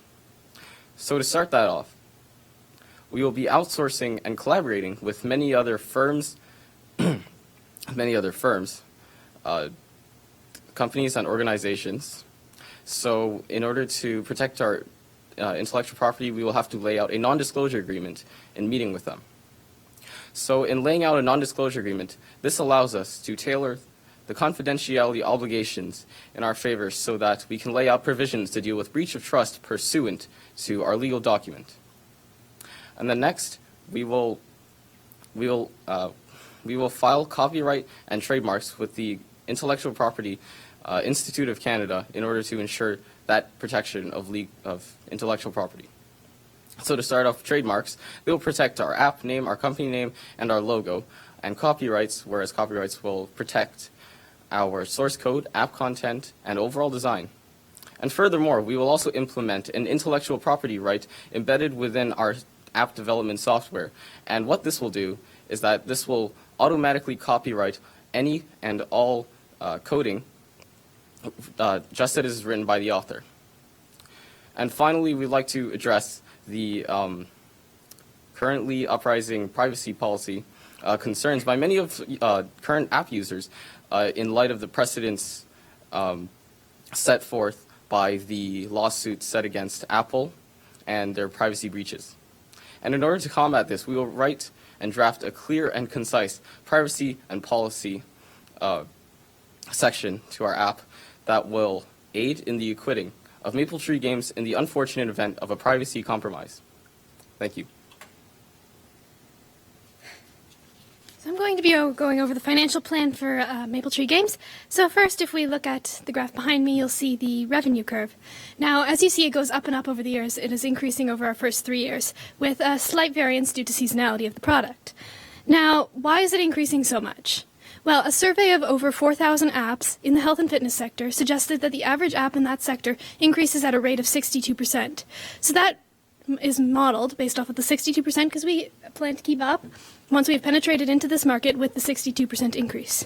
Furthermore, we've also looked into the in-app purchase aspect of this market, and in-app purchases seem to be increasing at a rate of 55% in the average price. So this also causes our revenue to go up as the price is higher, we make more revenue, basically.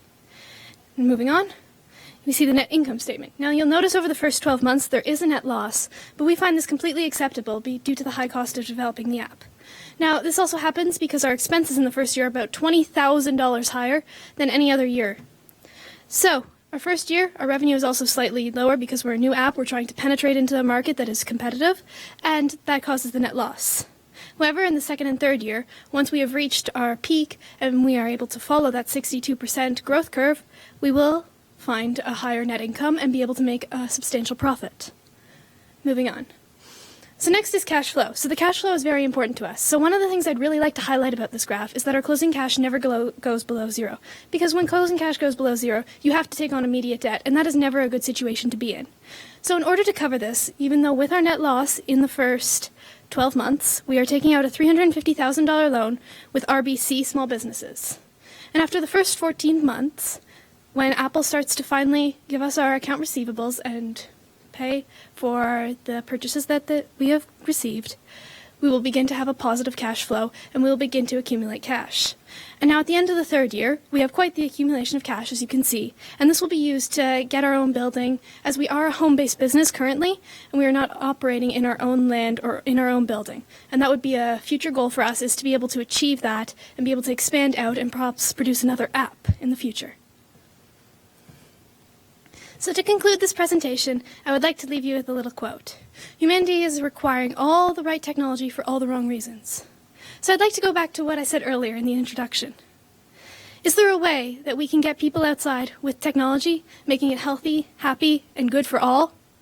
I believe we are. Mapletree Games is trying to turn around this cycle and this stigma and say, yes, technology can be used for the right reasons. Thank you.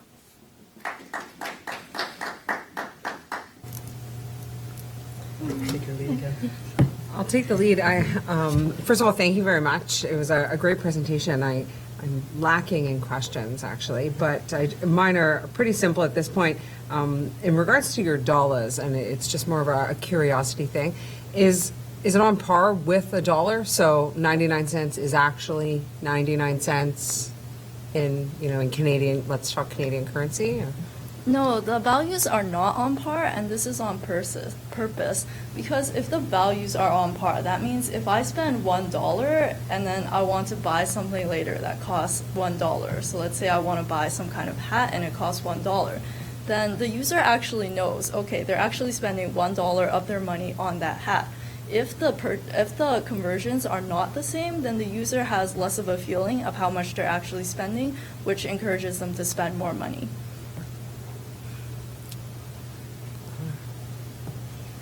Okay, well, thank you. That was a great presentation. One question I had is your segment 1, which is your biggest segment, if I'm correct, which is the 14 to 18-year-olds. Now, some of those age groups are unable to, on their own, make in-app purchases through the Dollars program. How do you generate revenue from that age group? Revenue will also be generated through in-app advertising, but primarily it's generated through in-app purchases. And the reason we're targeting such a young age group, only 14 years old, as well as older age groups, is that as the age group gets older, they will be able to make these purchasing decisions. And if they do choose to continue using our app, then they can make these decisions. Otherwise, we will only generate revenue from them from ads.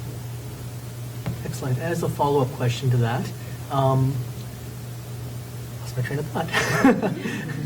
See, it happens to everyone. As far as penetrating the market goes, with your segments, you didn't mention an age group above 30. Is there a reason for that you left out the age group above 30?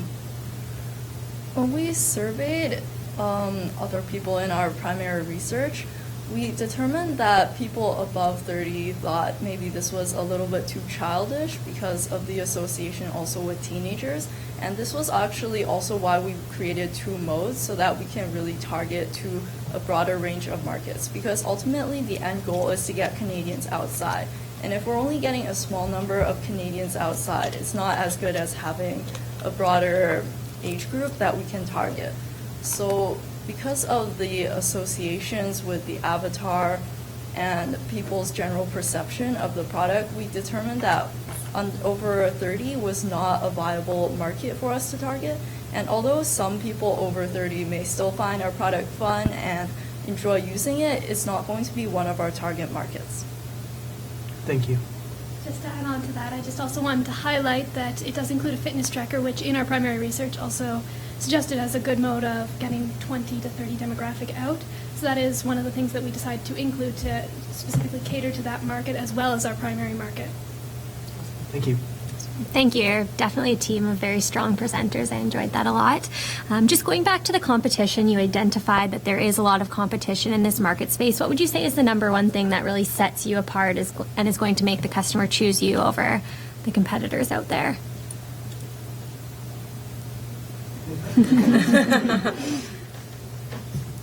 The primary reason that we're different from other apps in the fitness and health industry is that we're based around making exercising more of a fun social experience.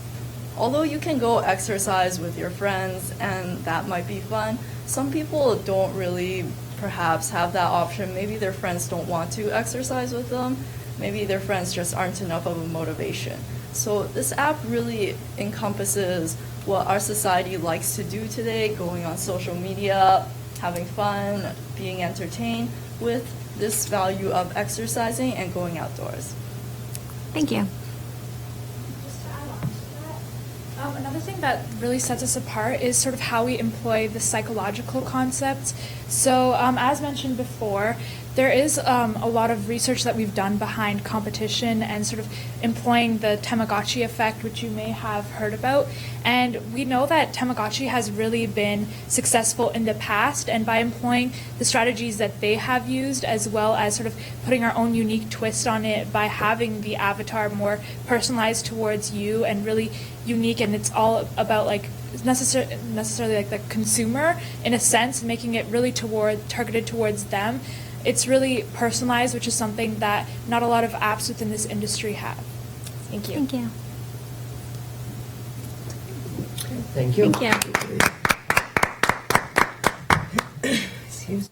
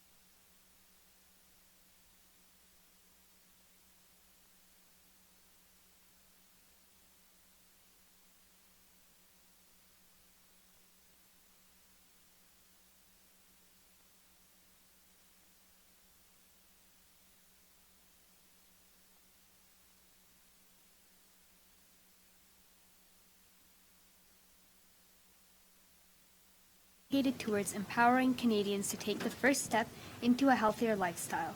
Using their innovative technology, they hope to encourage children to go out to the playground and connect with friends. Composed of 10 up and coming entrepreneurs, Skyplay Technologies wishes to bestow a sense of community and to strengthen connections with the outdoors among Canadians. Hello, my name is Adam Abdul, and I'm a board member of Skyplay Technologies. We have, as a group, have banded together as we have realized a general decline in outdoor activities, as children have new forms of entertainment. One thing that has connected us all from our childhood were playgrounds. Playgrounds are used to facilitate physical activity and social interaction. And in order to extend that opportunity to modern youth, we have decided to integrate current technologies with the conventional playground. Next, we'll have our promotional video. This is the team.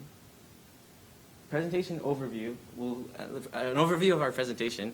We'll begin by having a business overview, then an overview of the product, the hardware and software, the problems that are being solved, the market analysis and strategy, and then the finance.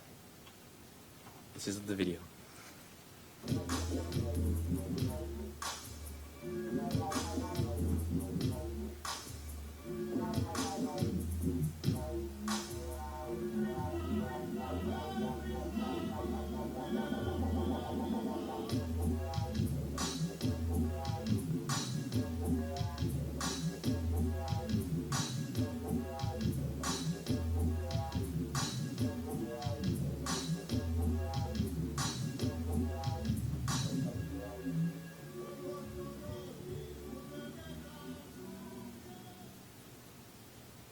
Thank you. Hello, my name is Alexandra Dempsey, and tonight I will be giving a little bit of an overview relating to our company's ownership structure, our objectives, as well as some of the strengths, weaknesses, opportunities, and threats that we will be facing as a new company. So our company is called Skyplay Technologies, and we are a federally incorporated company. So we have chosen to do this so that we can build communities across Canada by selling our cloud table under the name Skyplay Technologies. Our board of directors consists of the 10 individuals in this room who are responsible for the founding of our company, and we each currently control 10% of our company's shares. In terms of objectives, some of our short-term objectives include securing stable both partnerships as well as funding goals with the government as well as various investors. We will also be running a pilot project with our products in parks across Toronto, Thunder Bay, and Calgary.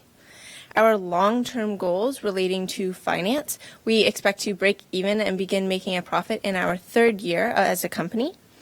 We will also strive to expand our products to adults. So we will create a function within our table to encourage adults to come outside and to enhance their outdoor experience relating to physical activity. And finally, we hope to become leaders in modernizing pre-existing recreational infrastructure throughout Canada. We believe that our biggest strengths as a company are our ability to utilize screens, the health benefits that our product will create, as well as our selling price. So it is impossible to take technology away from the current generation. We have developed a method that will be able to utilize the familiarity of screens that are currently keeping children inside in order to bring them outside and keep them ready to play and be physically active outside. Our product also has multiple health benefits because we are bringing the children outside. And so some of these health benefits include weight control, improved social well-being, as well as improved and overall better emotional health. We will be selling our product at a reasonably low price of $10,000 in comparison to the cost that it would be to upgrade all of the different pieces of playground equipment within the parks. Some of our weaknesses, the biggest one is that our profitability relies almost entirely on the government funding that is allocated to improving their green spaces. We also are a new company, so we don't have a proven history of success in the industry. This means that we might have a little bit of trouble marketing with the initial product to convince different municipalities to take us on in our pilot. However, because we are a new company and we are entering a fairly new and up-and-coming industry, we currently have no or little direct competition. We have a technology that is easily applicable within expansion, and our success will likely attract the attention of multiple investors who are interested in entering into this industry. And these will also create numerous other opportunities once we have achieved these. Finally, we believe that our biggest threats relate to marketing in the more rural areas of Canada. So these are the areas that don't have as easy an access to internet, because that is what is going to connect our table with our app. We believe that our biggest threat is vandalism within the parks. But in order to target this threat, we will mount our table on a galvanized steel base, which makes it very difficult to steal, as well as we will be coating it in an anti-graffiti protection coat, which will protect against graffiti and also make it easy to clean. Thank you. Good evening, my name is Kaylee and I will be discussing what our product actually is. Our product is called the Cloud Table, and it will modernize Canadian playgrounds, and it is a technologically advanced station that will be placed in the playgrounds that has many features to encourage children to go to these playgrounds and want to stay there and get the benefits of playing outside. The primary function of our table is to create a social networking platform for the children in the community. It is compatible with a smartphone and tablet app as well as a website, and the children create a profile on this that the table can contact them and let them know when certain activities will be happening. They can choose which activities they would like to be notified about, and also the table has a pre-programmed schedule containing both games and sports, so that all children will find something that interests them, and this will lead them to want to visit the playgrounds more often. And another function of our table is that it maintains the child's interest while it's at the park, while they're at the park. And by doing this, the group of children or just one child can go up to the station, select how many people want to play or who are there, and the table will suggest games while providing the instructions and video tutorials on how to play them in case they do not know. Although the table also has safety features for parents' peace of mind. The table can parents can call the table to contact their children in case of emergency, as well before the child goes and the parents deciding whether they need to go to supervise their child to. They can they can check the app to see how many parents are actually at the park watching their children, and decide whether they should accompany their child or leave them in the care of other parents. Thank you.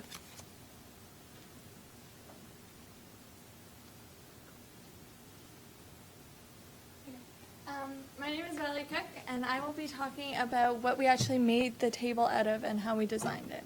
So we started with the base, and the base is made of galvanized steel. So galvanized steel is a steel that has been coated multiple times in zinc oxide. This prevents rust and corrosion, along with increasing its durability. Next, we created the actual frame for the surrounding of the screen, and that was high density polyethylene. So this is stronger than standard polyethylene. It also acts as a great barrier against moisture, as well as resisting insects, rot, and corrosion. Within the table, so the display, it will be a 55-inch Samsung screen, along with a table or TV display sensor, so to incorporate the actual touch features. On top of that, to protect it, because we are in a park and there will be multiple balls such as basketballs and everything flying at the table, we put Gorilla Glass on top, so that is known for its durability as well as its resistance to scratching. Finally, to actually run the software, we're putting in a Raspberry Pi, and a Raspberry Pi is a credit card size computer that will just slide right in. And lastly, the anti-graffiti coating will make it easy for graffiti artists, graffiti vandalism, to be washed off. Thank you.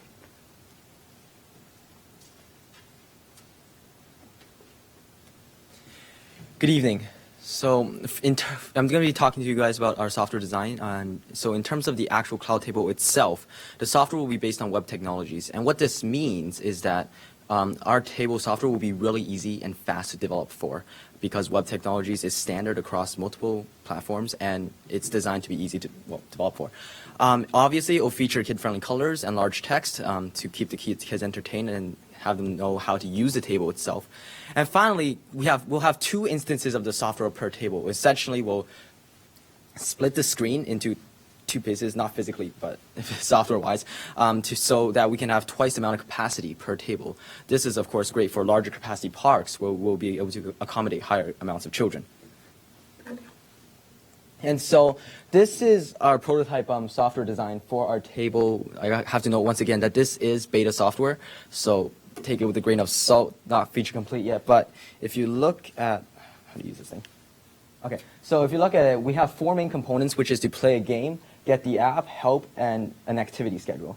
Now, if you were to click play a game, you would be taken to a screen where you can choose one of the games that the children would potentially want to play. And when the child chooses a game, let's say capture the flag, they'll be taken to a page where they'll be shown a description of the game and the rules for potentially children who don't know how to play this game or never played it before. After that, they can then choose when to start the game, how long it's going to last, whether or not to invite the neighborhood, and finally, indicate whether or not their parent is coming with them. Once they click go, they'll be taken back to the main screen, and then anybody can check the schedule to see what games are going on today and in the future. As you can see, each listing not only includes the type of game that's going on, but also the time in which this game is taking place, as well as the number of children and parents who are accompanying the children, well, the kids to the playground. And if you were to click on one of these, the child would then see, once again, the description for anybody who's not familiar with the game, who wasn't there when the game was created, as well as an option right there and then for the child to confirm their attendance at the game. This is useful for not only those children without the technology to use the app, also as a simple convenience feature of them not having to take out their devices and access the internet. In terms of the app itself, So in terms of the app itself, this page will show kids how to install the app. Not exactly kid-friendly just yet.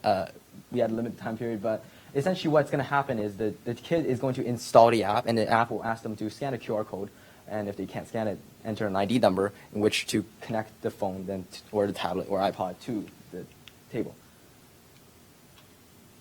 Now, in terms of the app design, we have a very interesting little puzzle interface going on here to, entertain the kids and make them like the app.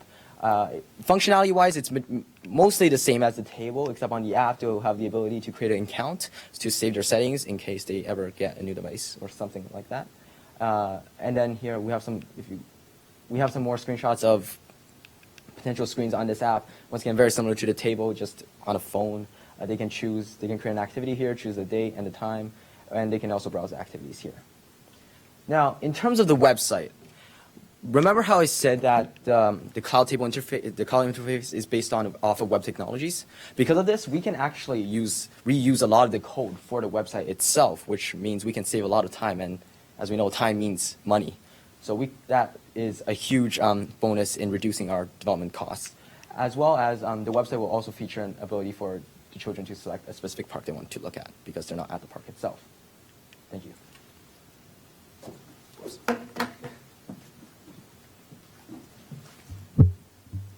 My name is Theo Ko, and I'll be talking to you about how our product is going to get kids outside through addressing 2 main issues. Our research has shown that there are 2 main reasons why kids don't go outside. The first one is electronics, and the second one are parent safety concerns. The data on the board above are survey results compiled from IKEA and the Active Healthy Kids Canada report in 2010 and 2012 respectively. As you can see, 40% of parents believe that children should go out and play more and rely less on technology. Kids spend 63% of their free time being sedentary, and kids are spending 7 hours and 48 minutes per day on average in front of screens. So clearly electronics is a problem. The next problem is safety concerns with the outdoors. 82% of mothers cite safety concerns and fear of predators as reasons to restrict outdoor play. 58% of parents believe they should be overprotective of their children, and 50% of Canadian parents believe there's not enough time to play with children. And this causes a problem because if your child wants to go to the playground and you're busy, you don't want to send that kid out alone to the playground because you're afraid of predators. So our app actually addresses both the electronic problem and the safety concerns. So it's important to note that It's important to note that in the same survey report, they also found that children's favorite pastime is actually playing with friends. So we're going to be using electronics to our advantage to pretty much use this as an incentive to get them outside. Basically, it's impossible to fight technology. There's going to be technology all the time in the house. Kids are always going to be on their electronics. So instead of trying to separate them from their electronics, we're going to use the electronics as a tool to actually get them outside to play with friends because they'll always be on it. So we have an app and we have a website, so kids on the computer or on their iPod, tablet, iPad, those types of things. And lastly, the parental safety concerns is covered by our safety feature in our app, where every single time you go to the park, you say whether your parent is going with you. So for example, if I'm a parent and I know that George is going to the park scheduled for this activity, and I know George's mom, I've met George's mom, and George's mom is there, I'll be like, okay, if I'm busy, I can actually send my kid out there because I trust that under George's mom's supervision, he'll be safe. Thank you.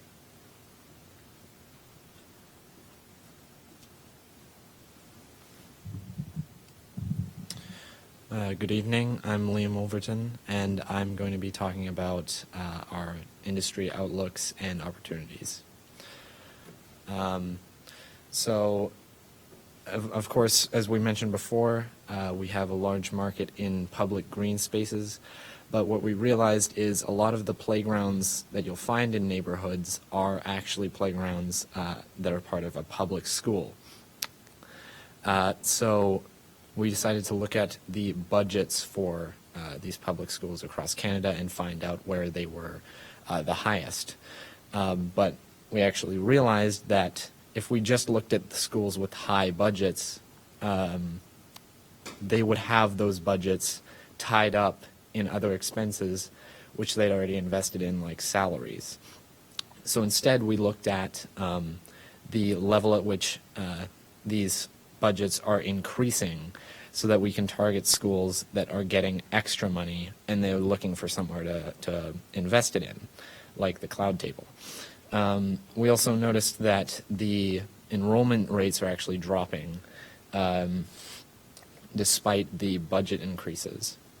So we calculated that the highest raise in budget per student was occurring in Ontario, Alberta, and some of the maritime provinces. So that means that we can target these schools in these provinces because they will have enough money and enough extra funding to buy this product to modernize their playgrounds. Can I just click the next slide? Now, of course, for the second segment is the public parks we were talking about. We examined spending on public parks across Canada, and up here we have spending of our 3 target cities over the past few years. We've got an increase in spending for Thunder Bay and Toronto.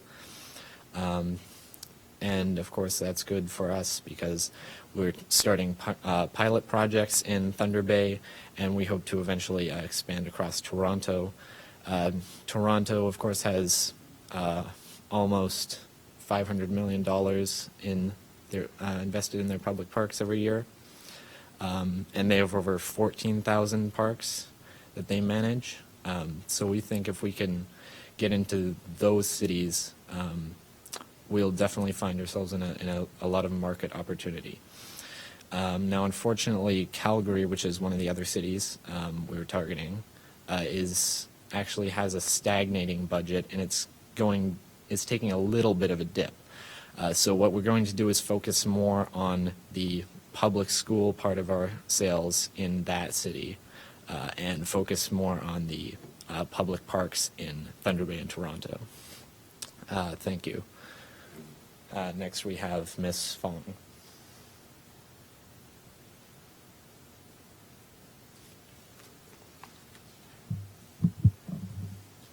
Hello everyone, my name is Sarah Fong and I'll be talking about market strategy today. So as you probably already know, children nowadays are spending more and more time on using electronics and less time outdoors. So to take advantage of this technological exposure, Cloud Table makes the outdoors easily accessible through a simple and easy to use app and website. Another problem that we would like to address are parent safety concerns. As Mr. Coe previously mentioned, 82% of mothers reported that cited safety concerns and fear of predators as reasons to restrict outdoor play. To solve this problem, our app asks children whether or not a parent will be accompanying them, and also shows how many parents will be attending the park in general. This feature will ensure that there's adequate supervision for the children. Another crucial thing for our product is a reasonable price. Slide, please. With the average Canadian playground costing around $50,000 to $300,000, we believe that $10,500 is a very reasonable price for the cloud table. So to begin distribution, we'll start off in 3 different municipalities. According to Statistics Canada, the 3 provinces with highest rates of internet access are Ontario, British Columbia, and Alberta. So because of this, we have chosen Thunder Bay, Toronto, and Calgary as our 3 starting points. Afterwards, we will conduct a trial pilot project and ask 3 trial cities to participate. Our goal is to get Cloud Table into at least 50% of playgrounds in the 3 starting municipalities in under 4 years. We will also be promoting to the citizens and giving advertisements in public spaces like community centers. So budget-wise, we will be allocating 10% of our first-year sales to marketing in order to gain success in the market. However, in the following years, we will be reducing budget to allocating 5% in the second year and 3% in the third year in order to gain success in the future. So with this marketing plan, we hope to become a widely known name in this field in the future. Thank you.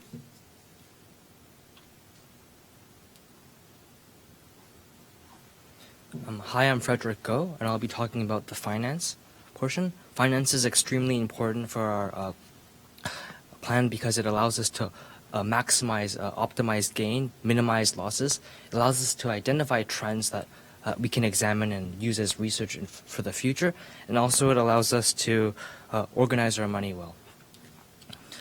For projections in the future, as stated before, this is a highly unique product, it's a highly unique product, being it's the only one of its kind in the. We have little competition. With the increasing awareness of issues like child obesity and issues of the negative effects of our sedentary lifestyles, we have a modern solution for this. As a result, we are expecting a lot of our revenue to go exponentially higher in the coming years. Next, I'll move on to cash flow. Our cash flow is as you can see over there, it tends to do a lot of peaking, and this is because of seasonal changes. We expect our product to be more popular and towards warmer months of the year, as this is when more children have time to go outside. A lot of our cash goes into things like labor, materials, and in the business plan, you will see that there is very little investments, and this is because in the earlier years of a startup company, it is already difficult to manage things financially. As a result, we'll be planning on investing later on because we need to use all of our money for things like operational costs and material costs. For the income statement, a lot of our money goes into things like advertising, like I said before, operating costs, salaries.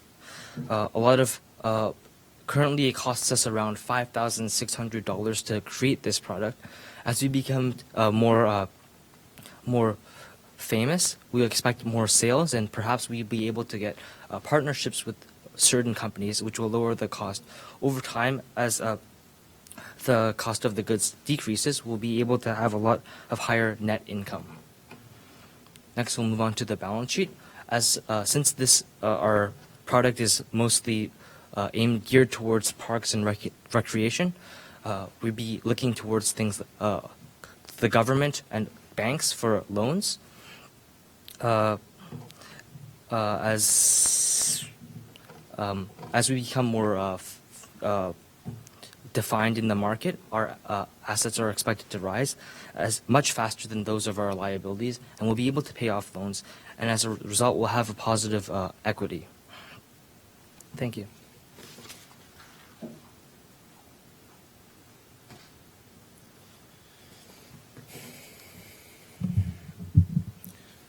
Okay, hello, my name is Adam Jackson, and finally, the topic of regulatory and legal issues must be discussed. Adhering to all governmental regulations and laws is of utmost importance to Skyplay Technologies. We understand and value all rules and regulations imposed upon us. Through meticulous and strategic planning, we will ensure that all respective laws and regulations will be adhered to. At this point in time, we believe that there are two main issues that we may experience in the future, and they pertain to the environment and intellectual property. So primarily, the environment, due to the large scale of our proposed operation, we understand that we will have a large amount of production and manufacturing. This correlates to a potential for environmental concerns such as incorrect disposal of waste, carbon dioxide emissions into the atmosphere, as well as the potential for the leaking of some sort of harmful chemical into the surrounding environment. In order to minimize the negative effects that we will have on the environment, Skyplay Technologies will ensure the following. We will have quotas on the amount of carbon dioxide that we release into the atmosphere every year. We will have strict policies pertaining to the management and disposal of waste. And we will ensure that the release of chemicals into the surrounding environment will be extremely minimal by investing in the best quality and safest equipment on the market. So, as I mentioned, intellectual property is also a big concern for our company. We understand this as a result of the inherent innovation in our product, and as a result, we need to ensure that we protect our intellectual property. We will do this by applying for a Canadian patent, and eventually, as we expand and become larger, patents in multiple countries. So we'll probably go to the US and then Western Europe and etc. The product will not be released until our patent has been approved and our legal team has indicated that everything is in order for production to continue. So the previously mentioned two issues are the main ones that we need to focus on. However, a smaller issue exists, and as you can see on the PowerPoint, it pertains to injuries and potential lawsuits as a result. So as a company, we understand that children are often reckless. That can be said especially in playgrounds or wherever they're playing, and they're not really paying attention to their own safety. As a result, we understand that the cloud table may pose a threat of injury. In order to prevent potential injury, firstly, and lawsuits secondly, we have modified the characteristics of the cloud table as follows. So firstly, we have made utilization of bright and neon colors so that children can clearly pinpoint and see where it is, and as a result, avoid collisions, potential collisions with the cloud table. Secondly, the actual corners of the cloud table have been rounded, so if there was a collision, there would be less damage as opposed to sharp corners, which are usually placed on tables. And as mentioned earlier, we've made use of polyethylene as opposed to metal for the casing. This is also a great contributor to safety. And now we will have my associate, Mr. Abdul, speaking about real-life connections we've made, and then I will conclude. Thank you. As an investor, you are exposed to a variety of ideas that are theoretically sound. However, the feasibility, it comes to mind. I would like to declare today, ladies and gentlemen, that our idea is feasible. We have contacted Michelle Romano, a judge on Dragon's Den, a person that was listed a top 100 female marketers, a person that is a top 100 Canadian woman, a person that is the head of marketing on Groupon, and the founder of Bytopia. She has gave us overwhelming support for our product and has advised us that our product is feasible for market and ready for market. In order to validate the feasibility of our product further, we have actually we're in the talks with various municipalities and governmental agencies. One in particular in which we have gotten a response from is Thunder Bay Park and Recreation, who have said that they would love to buy a product such as ours had it been available. Considering the market potential of this product and the numerous amounts of parks across Canada and the United States, we hope that you express the same amount of enthusiasm these potential investors have. Now I give it back to my colleague, Mr. Jackson. Okay. So finally, we would like to conclude this presentation by recapping the major selling points of our product as well as for our business model. Primarily, our product is extremely innovative. As mentioned previously, there's no product on the market similar to ours, and this is a direct result of the thought pattern behind it. We understood that the reason children stay inside is because they have evolved to become attached to their screens and technology. In order to counteract this and bring them outside, we simply transferred the screen outside. By doing this, this will be encouraging more children to go outside and eventually lead them to living a more healthy, social, and productive life. As mentioned, we will be selling primarily to governments and governmental organizations. We are selling our product to them at a reasonable price. However, at the same time, as seen in our business plan, we are making a reasonable profit. With this profit, we hope to entice more investors to invest in the company, as well as conduct more research to expand and improve upon the company and the products that we have to offer. Finally, we would like to maintain that this product is ideal as it sets a baseline that has room for expansion. The Cloud Table meets the needs of children currently. However, it may need to be improved in order to meet the needs of children in the future.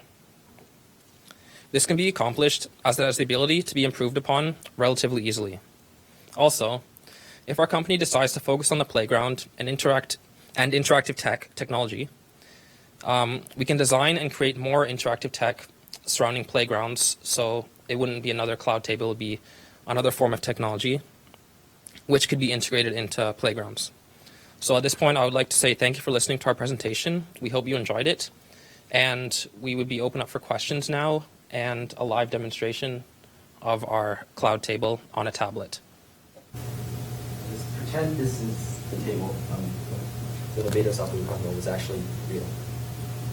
Thank you. Yeah, I got a little bit of a chance to look at that earlier. It's excellent. Have you played with it? I have. Oh yeah, I played with it a little bit earlier too. Of course, I'll play with it a little bit more. Okay. Fantastic. Thanks so much. Great. So are there any questions? Should I lead her off again here? Go ahead. Well, let's stick with the.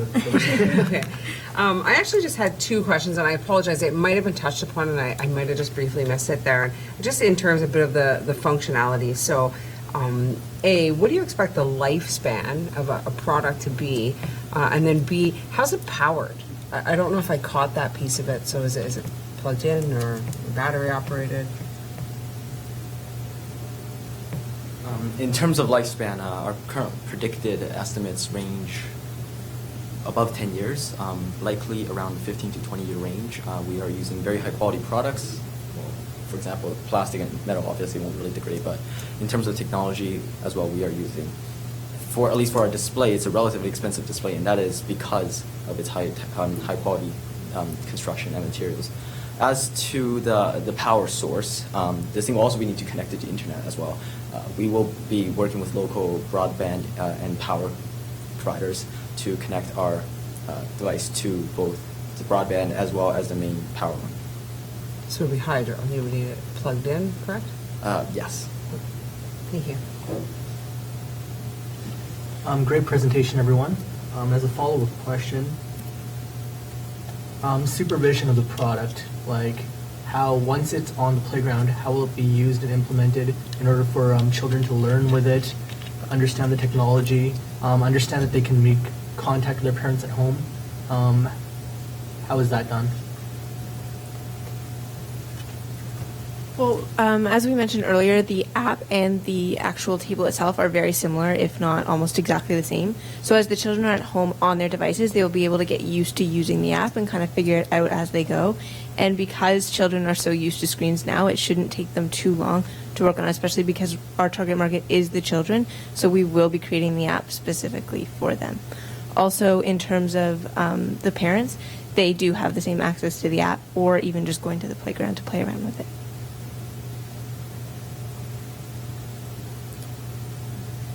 Just to add on to that, as we mentioned before in our marketing segment, we will be investing in things such as brochures inside community centers, etc., to inform the community of this new technology that's within their playgrounds. Excellent. Thank you very much. I love the fact that you were able to design a minimum viable product of the app, and the fact that you were able to go out and talk to some end users. My question is kind of around the safety portion. I know that's one of your main priorities. Is there some sort of parental verification needed? So if, you know, I'm a child and I say my parent's coming with me, does the parent also have to agree to that? Our product is still in the beta stages of development. However, given that concern, we will look into those considerations. And one of the main things I would like to point out is our product does not condone of any usage in terms of lying, in terms of a child saying that he or she is the parent's age. And we're looking into proprietary technology that could tackle that threat. Thank you. Excellent, thank you. And just one more question. So this product, it will be free for the end user, is that correct? Considering that our main market is the government will purchase our product and implement it into into the parks. So therefore, it will be free for the end user. Awesome. Thank you very much. Thank you.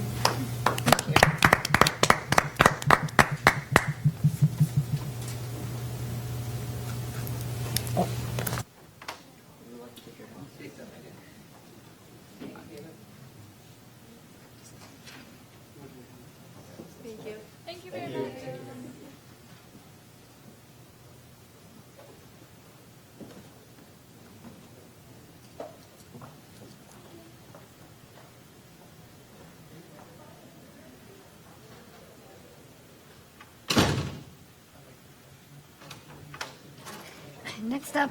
Next up we have Skip Start Incorporated. This presentation is brought to you by Skip Start Incorporated. They will be presenting their plan to resolve the growing epidemic of sedentary lifestyles. They will be presenting their innovative new product line, the Skiplet.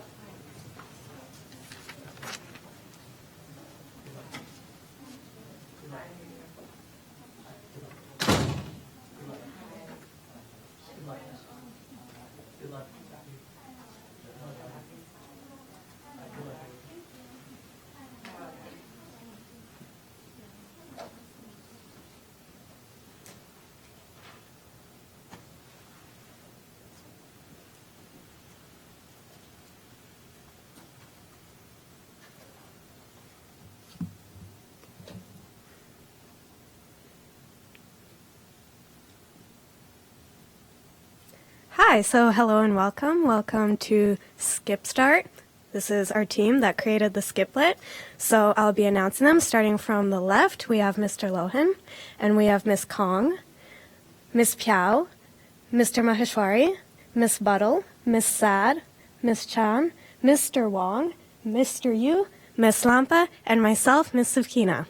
So, we'll be talking about our new and innovative product, the Skiplet. So, throughout the years, less and less people have been going outside. That is especially true with children. In fact, children are spending up to 7 hours staring at screens. And in order to solve this problem and provide a good solution, we have created the Skiplet. So what the Skiplet is it's a fast, retractable bracelet encased in a fashionable skipping rope. A skipping rope encased in a fashionable bracelet that you can pull out and play anytime, anywhere. This is very convenient and it is practical for children and, in fact, people of all ages that would desire to own this type of device. Our mission is to connect Canadians with the world beyond their doorstep and to inspire them to go outside and play and to have a healthier lifestyle. Thank you. So I'm going to be talking a bit about our company structure. We're a federal incorporation, which means we can sell our products all across Canada, and we are arranged according to a functional structure, which means that we have a CEO and a COO basically running the company, as well as 4 main departments. This allows each person, each department to specialize in their area, allowing for maximum efficiency in our company. And the CEO and the CEO are able to watch over all of this and make sure all these departments work seamlessly with each other. Our company has three main objectives: a financial objective, a customer service objective, and a consumer objective. Our financial objective is basically to generate as much profit as possible for all the shareholders and possible investors. Our customer service objective is to provide excellent customer service by making it possible for our consumers, our customers, to contact us easily with any inquiries, suggestions, or concerns they may have. This is made possible by our toll-free number, Facebook, Twitter, and our email address. Lastly, our consumer objective is to redefine what it means to consumers to go outside and to motivate them to leave their screens behind to reconnect with the outdoors. So next we'll be having some information about the product. Okay, so today we'll be talking about the product. So what is the skiplet? So essentially what the skiplet is, it's a skipping rope that is fit inside of a wristband sleeve. And you can retract it out and you can jump rope with it. So today I have brought a prototype. So I'll be explaining how it works. So basically you just take it out and then you could put it on your wrist. And this is just the first stage of a prototype. Our actual product will be a lot lighter than this and less bulky. So basically what you do is once you have it attached to your sleeve, and then for our actual product, the rope will retract out of here, and then it'll have a locking mechanism right here. So when you retract it, you can take it out to the length that you desire. So that way, this accompanies all heights and all genders. And then you can jump rope with it, and I will demonstrate it right now. So you hold it like so, and you can jump rope with it, like a normal jump rope. And then once you're done, normally you would unlock it, and then it would retract by itself into the wristband. But because I couldn't have the products to make the actual one, this is for a demonstration. And for our actual skiplet, it will be a lot smaller than this. It won't be this long. It'll be about half or even a third of it. And that's basically how the skiplet works. And now Mr. Wang will be talking about the parts required for manufacturing. All right. So basically, our product is divided into two sections, the outer body and the inner body. So in the outer body, it consists of a silicone band, latex exercise band, and a polyester elastic. We chose the silicone band because it's very flexible. We chose the latex exercise band because it's also very flexible but durable, so the product will not wear off as easily. We also chose the polyester elastic to give the product a higher quality and better grip. Furthermore, we are moving on to the inner body section. We are going to be coiling it up with a PVC cord, which would be roughly 2.5 meters long. We're going to be using a mechanism of a tape measurer where the cord will be coiled up within the mechanism of the tape measurer, and you can retract it and you can put it back in. So here's the basic design of our product. We offer extra small, small, and medium. The extra small is 6.5 inches in circumference, small is 7 inches in circumference, and the medium is 7.5 inches in circumference. It will be roughly 0.15 inches thick due to the exercise band and the polyester elastic, and it will roughly be 3 inches in length.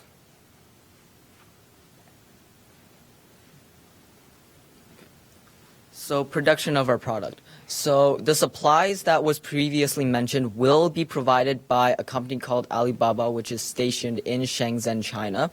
Now, this company will provide us with all the supplies needed for this product. And then once we have those supplies, they will be shipped to our manufacturing company called Cam Valley Industries, which is located in Thunder Bay. And the costs that were previously mentioned will cover the shipping required to ship the supplies to Cam Valley Industries, and then once the product is finished, they will be shipped to our warehouse, which is located in Mississauga. So for the price of production, so for all the supplies that were needed, it would cost us a total of $4.46 to get all the supplies, and then to manufacture it, it would cost a total of $5.66. Now this cost covers the labor fees and also the equipment necessary to manufacture this product. And so that means the total cost per unit would be $10.12. And then once we have this unit, we will sell it to retailers. So right now our retailer is Walmart, and we will sell it to them for $16.99. And once Walmart has our product, then they will sell it to consumers for $24.99. So after we have our finished product, it will be shipped to our warehouse. Now, our warehouse is 2,400 square feet. There is a built-in office inside of it, which is 800 square feet. And our office and warehouse is located at 3135 Universal Drive in Mississauga. So basically, the future products that SkipStart is progressing on would be including a pedometer within our skiplet, which would count the number of times that our individual has jumped. Also, we also thought of the Skiplet Plus, which is mainly focused on adults, which is a bigger target audience. Basically, how the Skiplet Plus works is that it's two handles, and inside the handles is the PVC cord, all coiled up with the same tape measuring system. But this time, it's not a bracelet. It usually connects together with magnets. So you can easily put it in your bag or your suitcases or your briefcases. So when you're on break or something, you can start skipping and exercise. Now I will be moving on to the market part. Hello. Okay, so on to the market analysis. We're going to start off with the history of the jump rope. So it started in 1940s to the 1950s, in which it was introduced into the European market. And then it moved on to 1960s and the 1970s, when the popularity began to decline due to the invention of the television. So technology began to already take over outdoor activities. And then it moved on to the 1970s, in which it became a sport and more popular with adults. And then currently it's mostly used in other exercises such as CrossFit and competitions. So at SkipStart, we plan on bringing back jumping rope, which is a great exercise, into the children's lives. So next we have our target audience, and our main target audience is children between the ages of 9 and above. And it is a well-known fact that children follow new trends. And so if we are able to create a new trend with the SkipStart and its great new design, we can ensure the success of our business. We will also be targeting the parents and the adults who will be buying these products for their kids, because they are ultimately the ones who will be purchasing them. And we will market to them how their kids will be able to go outside and have fun, and it will appeal to their kids because it's a new innovation, and as well as the safety of the product, which will be discussed later on. Okay, so since the idea of the jump rope has already existed for many years, it's evident that we will have some competition, especially during the first few years of our production. So during our research, we figured that the company that will pose the most competition is called FitFox, and this is a company that was recently created in China and Singapore. And they actually made a new product of the skipping rope called Sophia. It's a smart jump rope. And how Sophia works is that it counts the calories and tracks the amount of exercise that the individual did using Bluetooth. So some might say that FitFox is a very competitive company compared to our company. However, we will only be competing with this company in certain aspects. For example, the Skiplet, which is our product, will be targeting children, as the other company will not. And so yeah, and okay, so despite the growing market in the exercise and the jumping rope market, we find that our product has certain competitive advantages that other products do not. So our main competitive advantage comes from the product itself, in that it is a new and unique way of jumping rope. So by taking the original model of the jump rope and adding new elements to make it more lightweight and easy to transport, we actually attract consumers of all age. So by making it more convenient to jump rope, we actually make people rethink about jumping rope, an activity that was thought to be dead or less frequent. We also hope to establish an affiliation with the Jump for Heart organization. So an affiliation with this nonprofit organization will actually help spread the knowledge of our product to areas that our competitors did not touch.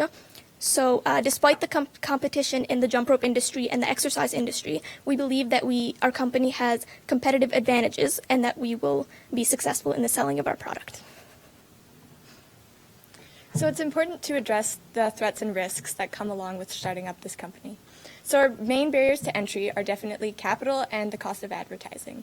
So as a new and small business, it's hard to have enough capital, especially compared to our competitors as they are larger and they have already put a foot into the market. So they'll have more resources and manufacturing than we will, which will potentially make them more competitive until we can also expand to their level. For cost of advertising, we really want to make people aware of the demand for our product. And this is going to take a lot of money and effort.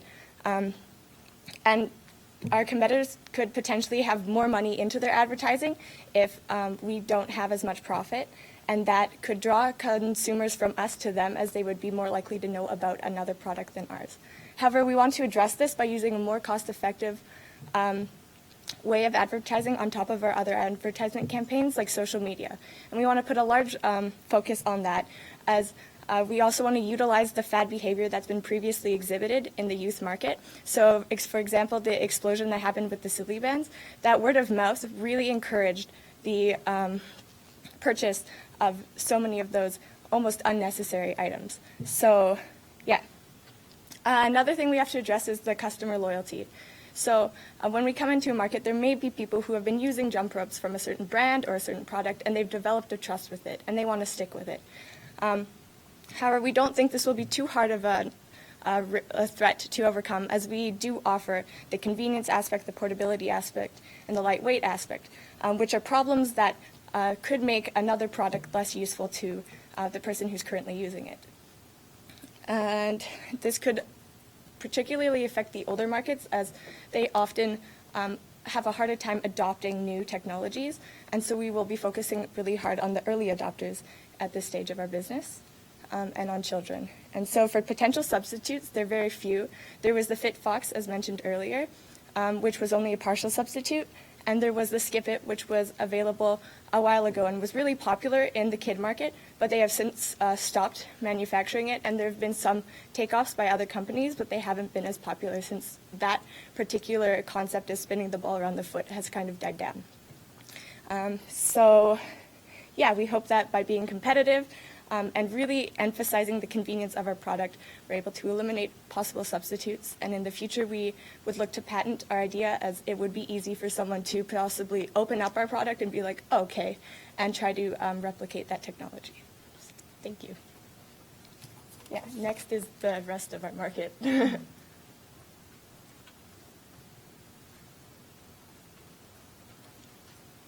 Hi, so we're going to talk something like public relations. So first, I'm going to talk about the skiplet itself. So the skiplet with the bracelet feature is meant toward children, so children that are willing to wear bracelets, whereas the skiplet plus is more targeted toward adults, because some adults may not be willing to wear a bracelet, so it's more of a compact shape that they can put anywhere else that they don't want to wear on their wrist.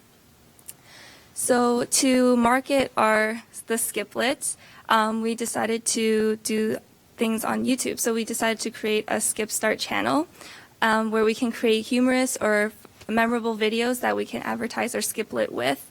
And also we can use these videos to create as ads in other more popular YouTube channels to broaden our audience as well. And at only 6 cents per view for the ad, there's a direct correlation between our number of views and the number of views we get, as well as the money that we spend, so we're not really wasting any money. And also, many people know about the viral challenges like the Chubby Bunny Challenge, so we decided that we could possibly target something like that, so we can create a sort of challenge with the skiplet, and we can send famous YouTubers prototypes of the skiplet, and they can create videos with the skiplet to increase the popularity. And also, since social media is such a big part of society today, we decided to create a lot of social media pages. So right now we have a Facebook page that to advertise their skiplet, but we also decided that a possibility is to create a Twitter page, so we can start off with using popular hashtags like hashtag leg day to promote to those who are into fitness for the Skiplet Plus, and then we can eventually move on to our own possibly trending hashtags like hashtag skipstart, so that we can create a sort of community where people can post their testimonials or their ideas or their own opinions of the skiplet itself. All right, so our company decided that it would be very valuable to our company if we were able to contact some major players in the skipping rope community across Canada. So the way we approached this is by contacting 3 major players in this community. So the first was Participaction. This group focuses on encouraging physical activity all across Canada, and although we didn't receive reply from them, we're still optimistic that in the upcoming days we could be able to. The next organization we contacted was Jump Rope for Heart. And we felt that this organization could really help us a lot because our product does encourage going outside, but it could also encourage something far greater, such as the Heart and Stroke Foundation.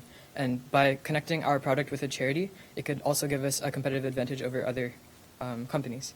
And the third, and I would say most exciting company we contacted was jumprope.com. So we were actually able to get in touch with Mr. Steve Way, who's the vice president of jumprope.com. And we received really helpful advice about how to improve our product in terms of safety and design, and he also gave us a testimonial, as you can see on the slide.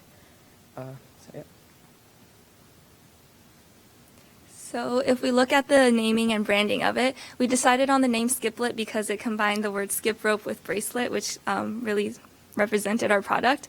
And as you can see, our logo is very simple and easily recognizable, and there's colors to attract the children. And we decided to put just a stick man in the middle to kind of represent that all age groups can use a skiplet. It's not just for children. All right, so in terms of regulating processes for our company, we felt, so our company, we need a patent. Like, it would be very helpful for our cause. The thing is that it costs $10,000 for this to be achieved. So what we decided is that as a startup company, we would wait until we had this funding and then apply for a patent, as this would help us out, since our product can be taken apart so easily and replicated so easily. The next part of regulating processes is, of course, we wanted to get a business number from the Government of Canada. And third of all, we thought that safety, as Mr. Steve Way was talking to us about, was a very major part.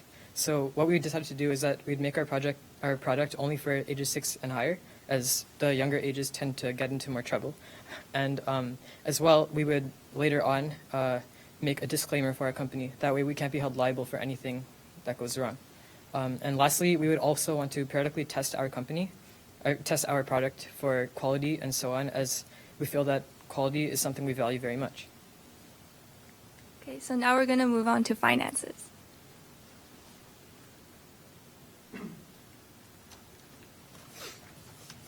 So in terms of finance is a big part of our company, as it helps us to determine the price of our product. It helps us to find an optimal place for manufacturing and the different materials we can use within our budget, as well as it helps us to market our product in relativity to price. So in order to calculate our future financial plan, we had to make a few assumptions. And those assumptions from our market research was that the fitness industry we want to go into would be worth around $3.2 billion, and that we would take around 0.15% of the market, and then increasing 0.1% each year after that. Though the numbers may seem small, they're both realistic and profitable. So if we manage to sell our product to the retailers at the price of $16.99 as planned, we would gain a $6.87 profit each per unit. So over time, that would total to around $670,000 in profit for first year, $705,000 for the second year, and $720,000 for the second year. With the assumptions stated by Willa, we started to calculate our expenses. So they include equipment, supplies, the landline, the office and warehouse, licensing, insurance, advertisements, manufacturing, and wages. So maintenance would be an extra cost added every 5 years for the equipment, supplies, and monthly fees for insurance, advertisement, and manufacturing. And there would be a one-time cost for a patent. So, and finally, as for wages, since the company is run by 11 board members, the profit will be split between us 7% each. So the total profit will be taken of 77%, and the remaining 23% would go towards saving in case we wanted to expand and invest into more things. So then Willow will talk about the sales. So the revenue we'll gain from this will come from selling our product through the retailers to the consumers, and as mentioned before, our profit will reach in the 700,000s. So as for the sales, as you can see, since our product relies on the season a bit, our sales will increase during the warmer months and slowly decrease during the colder months, excluding holidays such as Christmas time due to sales. And then if you pay close attention to the yearly income statement, it says that looking at our income statement, we can see that our sales, cost of goods sold, and our gross margin are increasing yearly. And then conversely, our expenses are slowly decreasing, which is leading to a net income. And then if you pay attention to our balance sheet, then looking at our balance sheet, you can first right off the bat see that there's a $55,000 amount which is debited as an asset. So that is coming from a $5,000 investment from each of the board members. And as the years pass by, our assets begin to grow in value faster than our liabilities, creating a positive owner's equity. Then if we go take a look at the yearly cash flow, it says that as for the cash flow, the amount of cash we receive is obviously growing each year, and our change in working capital decreases, which leads to a higher cash flow. So, and lastly, in terms of a break-even analysis, it says in order to break even, we need to sell at least 10,000 units each year. Right now, for the first year, we're selling 200,000 units. So the anticipated amount of units we expect to sell is well over the break-even point, leaving enough room for any expected drops. So the way our finance works is that we'll be ordering the set amount of units every 3 months. So the first year, if we order 200,000 units, we'll be ordering 50,000 every 3 months. The next year will be 210,000. So that's about 52,500, and then the year after that's 215,000, which is 53,750 units every 3 months. And then we use our production according to that timeline. And then I would like to call up Ms. Sefkina to address the closing remarks.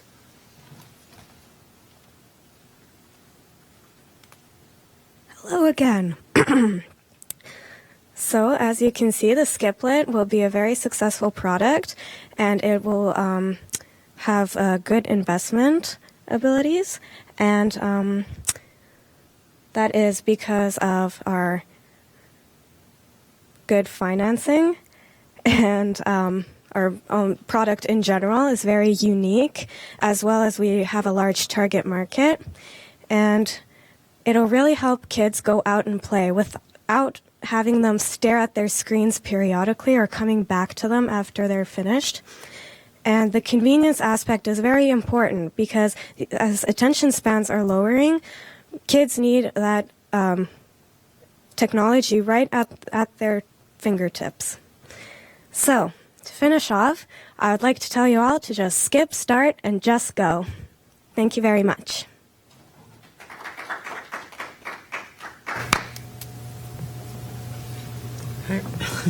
Well, thank you very much. I appreciate the slogan at the end too. It's a nice way to wrap it up. You had talked about the more adult version, so I apologize. The Skiplet Plus, am I saying that correct? Having trackable features, so things like you mentioned heart rate monitor and steps. Would that also be available on the regular Skiplet? As I said, the regular skiplet would include the pedometer and possibly a heart rate monitor. As of right now, our adult one, the Skiplet Plus, would simply just be a compact unit, but we could also add a little small pedometer in order to count the steps of the individual, so we could target both markets, the youth market and the adult market. Thank you. I think we definitely would like to try and apply these like newer technologies into both products. Our concern with adding it into the skiplet would be an increase in price, as we're targeting a younger audience specifically with that one, and the more expensive the product becomes, the less or more reluctant the parents may become to buying it, as they may see some of the features unnecessary, may opt for a less expensive version. So we may end up having two lines, but not necessarily completely re-innovating like it completely. Thank you. I just want to say that was a great presentation, really well done. Question for you, the adult version, the Skiplet Plus, and the Skiplet, which is the children's version, was there a price difference between the two? Well, currently the adult Skiplet Plus is currently in production. We haven't fully decided on a fixed price, but it would roughly be around the same as the youth one in order to balance both markets out. So right now the Skiplet itself is $25 to $24.99. Since we're technically using basically the same materials, this time it's not a bracelet but two handles instead with a magnet, it would cost roughly a little bit more, maybe $3 to $4 more, so it might go up to $29.99, but it should stay roughly the same as the price of the original Skiplet. Thank you. We also realized that products like these have a very short lifespan. So basically the Skiplet Plus, the idea behind was that for a future, so when the sales start declining for the Skiplet Plus would be definitely more expensive in the terms that it would be more geared towards athletes, so the type of rope would be different, and the material used to grip the handle would be also different, so in terms of that would be expensive. And just more of a future thought, so what to do after the product sales decline. Excellent. Just as a follow-up to that, the reasoning behind switching the overall design of the Skiplet Plus as opposed to the Skiplet, I think from hearing this presentation that your niche market lies in the fact that it's wearable fitness. It goes on your wrist, goes anywhere with you. So what was the reasoning behind switching the adult version over to something handheld, which you potentially have to carry with you in a bag or luggage or something else? So the reasoning we chose that we would put it in rather than a bracelet in a smaller, more compact bag is because adults today might not be willing to put on a wristband and carry it with them everywhere. So we have decided that a smaller, more compact skipping rope would be more ideal for adults, as they can put it in their pocket and take it with them wherever they go. Whereas a bracelet might not pertain to them as much. It pertains more to sort of the younger audience's tastes, and a smaller compact rope would be much more convenient for adults to carry around with them and to get their training whenever they have time, because adults do not have that much time, and that is one of the reasons behind why they don't exercise. So a smaller compact version would be more suitable for adults, as they will be able to carry around with them everywhere they go. To that, we actually discussed this with Mike Dohan, and he was the one who discussed with us that it would be a great idea to do an adult version, but it would have to be different. And he also said that he wouldn't like to wear a bracelet, and we realized that that's quite true even as we grow up as teenagers. So having a small device that you can carry around, as opposed to having to always carry around a big rope to carry around with you, would be easier, and they can also go back to jump roping. So, yeah. Thank you. Thank you very much. I really like the simplicity and the accessibility of a product like this. My question is actually going to be a little bit tougher. I'm going to grill you on the finances. I noticed in the first year you're predicting very optimistic sales, and then you the growth really levels out. What's the reason behind that? The reason behind that is that since we're distributing our product through a retailer, so we decided that we should also distribute we should count the number of Walmarts there are in Canada. So in terms of that, if you have really few products in terms of each Walmart, that wouldn't be too good for our product. So in terms of getting a really high number of units in the first year, and then we can settle, because as I stated earlier, the lifespan of a product is not a lot. So if we increase by a set amount, for say if we increase from 200,000 to 300,000, the chances of the sales going up with a product like this is very unlikely. So in terms of that, we said if we take the number of Walmarts and we divide a set number of skiplets provided in each Walmart, and then in terms of that, we came up with that number. I agree it's optimistic, but I feel like that in the summertime, the sales are going to go up a lot as opposed to winter or fall. So that's how we came up with it. Awesome. Thank you. Also, just to add on to that, since we're distributing a toy sale, toys usually start from a trend, so there might, if it catches on early on, sales will be high pretty quickly. But then as people begin be interested in other things, the sales might slowly either stay constant or slowly decrease. Thank you. Thank you, Image.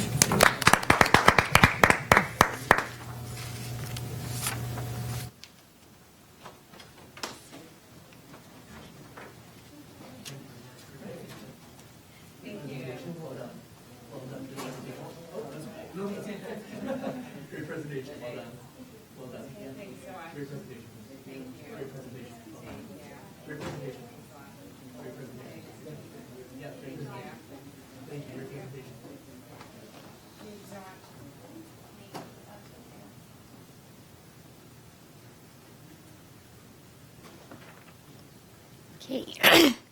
Okay. So our final presentation today will be by Ultimatum. Ultimatum is a company that seeks to help Canadians open new doors to an active lifestyle through friendly competition. The Ultimatum app includes daily challenges, weekly challenges, and duels. Our app provides incentives for people to appreciate the beauty of the outdoors and lead an active lifestyle to reach their ultimatum.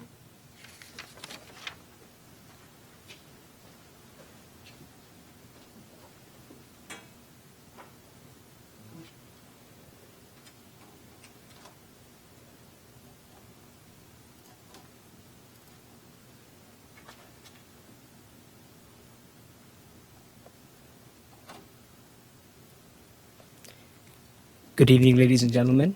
My name is Shrikar Kovali, and I'm a part of the board of directors here at Ultimatum Incorporated. And today, I had the privilege of introducing you to our board. We have Ms. Lee, Mr. Hussein, Ms. Xu, Ms. Han, Mr. Zhao, Mr. Kang, Ms. Van de Waal, and our CEO, Ms. Zhao. And I'd like to hand it over to her.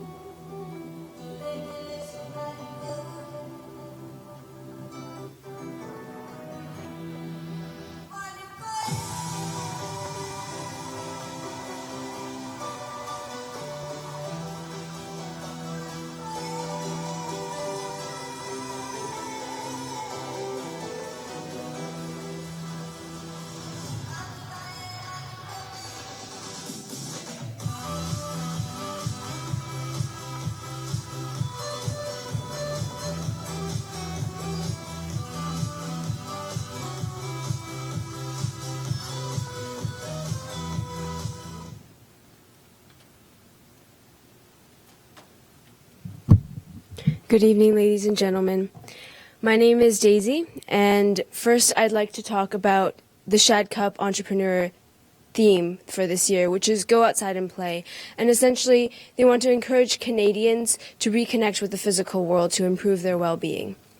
And as Ultimatum, when we saw this, we realized that one of the main reasons that people go outside is because of friends. And so because of that, we decided to make a social media networking application. And even Plato has said, quote, "You can discover more about a person in 1 hour of play than in a year of conversation," unquote. And so in addition, the Shad Cup also asked the question, why don't you go outside and play? And as Ultimatum, we say back, we dare you. And so essentially, our social media networking app provides challenges for Canadians to complete outside. And together, as Ultimatum, we dream to create a country of active Canadians.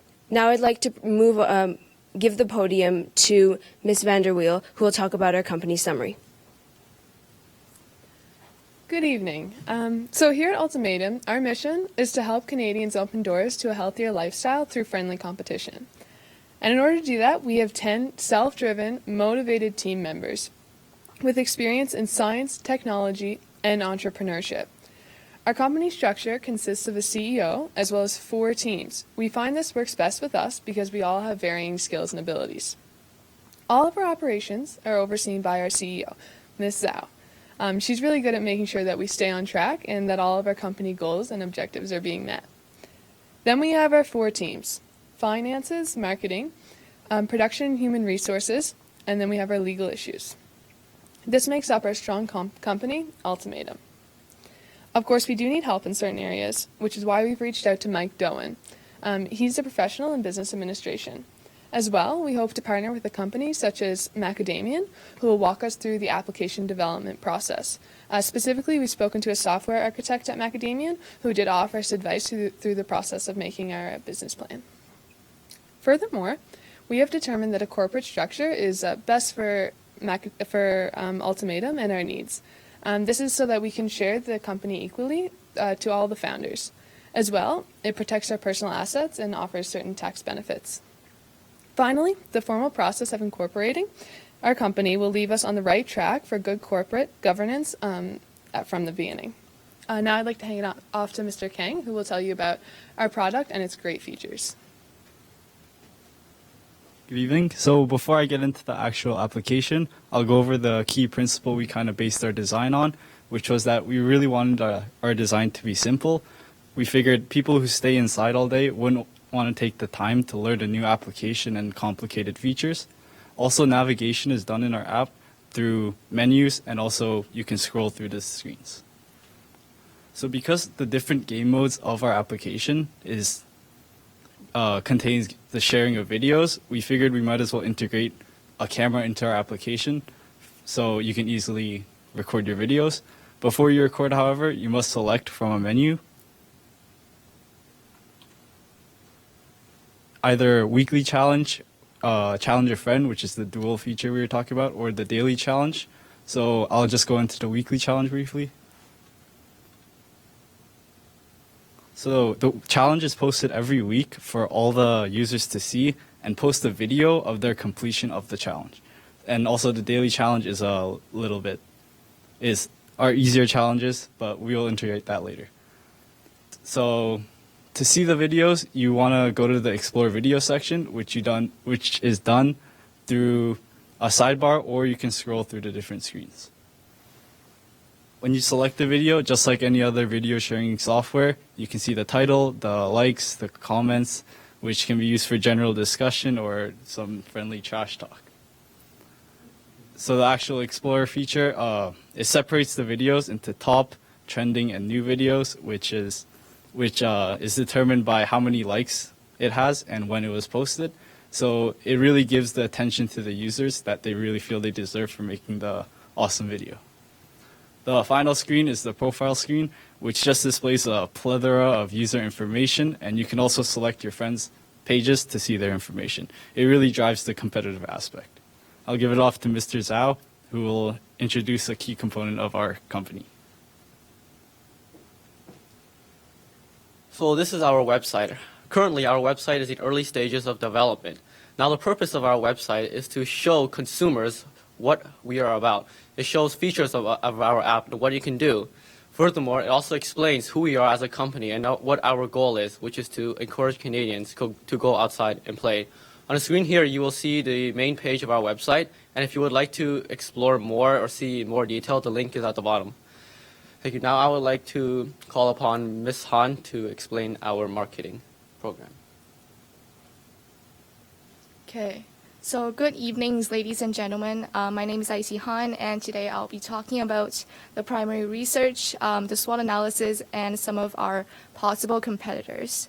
So in order to understand our target audience, our company Ultimatum created a survey in which participants aged from 15 to 50 took part. So the result shows that simplicity, convenience, and enjoyment are the 3 main factors in deciding whether or not an app is good. So, and also additional charges is one of the most displeasing features that we have found. So motivations that motivate people to go outdoors most come from family and friends. So based on this, our company decided to allow our users to compete with acquaintances, and this acts as an incentive to get people outdoors. So our app is also designed using a simple color scheme, using blue and white as our major colors. We also do not charge our users with any kind of additional charges when they download the app. So moving on to competition, we all know that in this world, competition is really intensive between companies on the market. So we have classified our competitors into two categories, direct and indirect competitors. So direct competitors include fitness apps, and indirect competitors include fitness channels or blogs, and even travel agencies. So examples of fitness apps include Timo, as you can see on the left side of the screen, and FitFrenzy, the one second left on the screen, YouTube and Twitter. Sorry, YouTube and Twitter are the indirect competitors. So our company also analyzed the strengths, weaknesses, opportunities, and potential threats of the app. So the strengths are making interactions between users, the fun simplicity and ease associated with the app, and its high potential on the app market. So the weakness is that it limits the amount of time the user spends outside. However, this is not a big issue, since as the user levels up within the app, he or she will be willing to practice more and do a better job completing challenges. So the new concept of ultimatum, the future products present the opportunities of the app, and our major competition with other companies and their apps are our major threats. So next off, we have Ms. Xu, who will be talking about secondary research. So for our secondary research, what we looked at first were the demographics, followed by the psychographics, the industry itself, as well as different trends and our competitive advantages. So first off, we found that the population distribution in Canada shows that most people live in either Ontario, Quebec, or British Columbia. So with this in mind, what we decided was to actually have our app available in both English and French, as Quebec does have a very large percentage of the population. Next up, we looked at the psychographics and found that many smartphone users in Canada have either Android operating systems or Apple operating systems. So we'll be using both of these for our app ultimatum. And as well, very few will actually pay for apps. So this also factored in our decisions later on. Finally, additionally, for our industry size, we found that from a Google report in 2014, that the health and industry app category is actually one of the fastest growing categories right now, and that from 2014 to 2017, it'll have a growth of about $22 billion, which is a 650% increase. So what we aim to do is to actually enter the market as soon as possible before any direct competitors who have the same ideas as us will actually enter before us. As well, in some of the economic and product trends that we found in Canada included the different types of the decreasing oil prices, as well as the unemployment rates. Because of this, not many people are taking vacation times, and they're spending more time indoors trying to find jobs. So this is leading to a more sedentary lifestyle, and what we aim to do is to actually reverse this through our product by making it more affordable and easy to access, as it is not a non-essential product. As well, some product trends we found were customization, as well as a greater focus on health, and both of these will be implemented in Ultimatum. Finally, some competitive advantages we found after researching our competitors were that we do have a strong brand image, as well as a very strong social media presence. Even before our app is released, we do have a following on Twitter, as well as a Facebook page with almost 200 likes now. Additionally, we are offering a lower price, as our target market audience of 12 to 25-year-olds will likely not have very high dispensable incomes to use to buy products such as ours. Now we'll be talking about the market strategy by Mr. Hussein. Hi, my name is Arif, and I'm just going to be going over some market strategies. So we established as a group that there's going to be two types of people that are using our product. So they're going to be people that are incentivized by fame, and that are going to be people that are incentivized by social interaction. And so these two people are going to make up all the users of our app. When we were trying to figure out which kind of features to use in our app, we were trying to figure out, should we use weekly challenges, or should we just have the head-to-head competition between the two people? And so we came to the conclusion that, you know what, we're going to put in both because of the fact that we want to accommodate everyone. And so somebody may just want to log on weekly to complete the challenge and try to get as many likes on his or her video. And from that, he or she might become famous on our app. But some other people might just want to challenge their friends and see who wins. And so that's why we didn't want to just make it either a weekly challenge or make it head-to-head. Also, I'm going to talk about promotion. And so, for promotion, we have a few major ways of promoting our business. We don't need to stop. Okay, so one of our major ways is through video. And so with our promotional video, which you just saw, we want to make sure that people understand all of the features of our product, and also people understand exactly what our product kind of entails. And so another very major reason to use our video is just because of the fact that it shows just how easy it is to integrate physical life into our everyday. Think about our video we just showed you. Two kids, it's a Saturday afternoon, just relaxing over the weekend, and one kid actually gets a challenge request. And all of a sudden they're going back and forth, trying to compete with each other and trying to win. And so we just want to make sure that everyone understands just how easy it is to integrate physical activity into our daily lives. Another way that we're going to be promoting our product is through Facebook. And so there's two major ways we're doing that. The first major way is we're going to have a Facebook page. And so this Facebook page has been released about 2 days ago and already has about 200 likes. And so we believe that if we have this Facebook page and we're able to interact with the people that are using our product, they will understand exactly new updates, new features, so they'll stay very connected with us. Another way we're going to be using Facebook is through Facebook ads. And so we're actually going to be purchasing Facebook ads. And so we have a very specific target audience.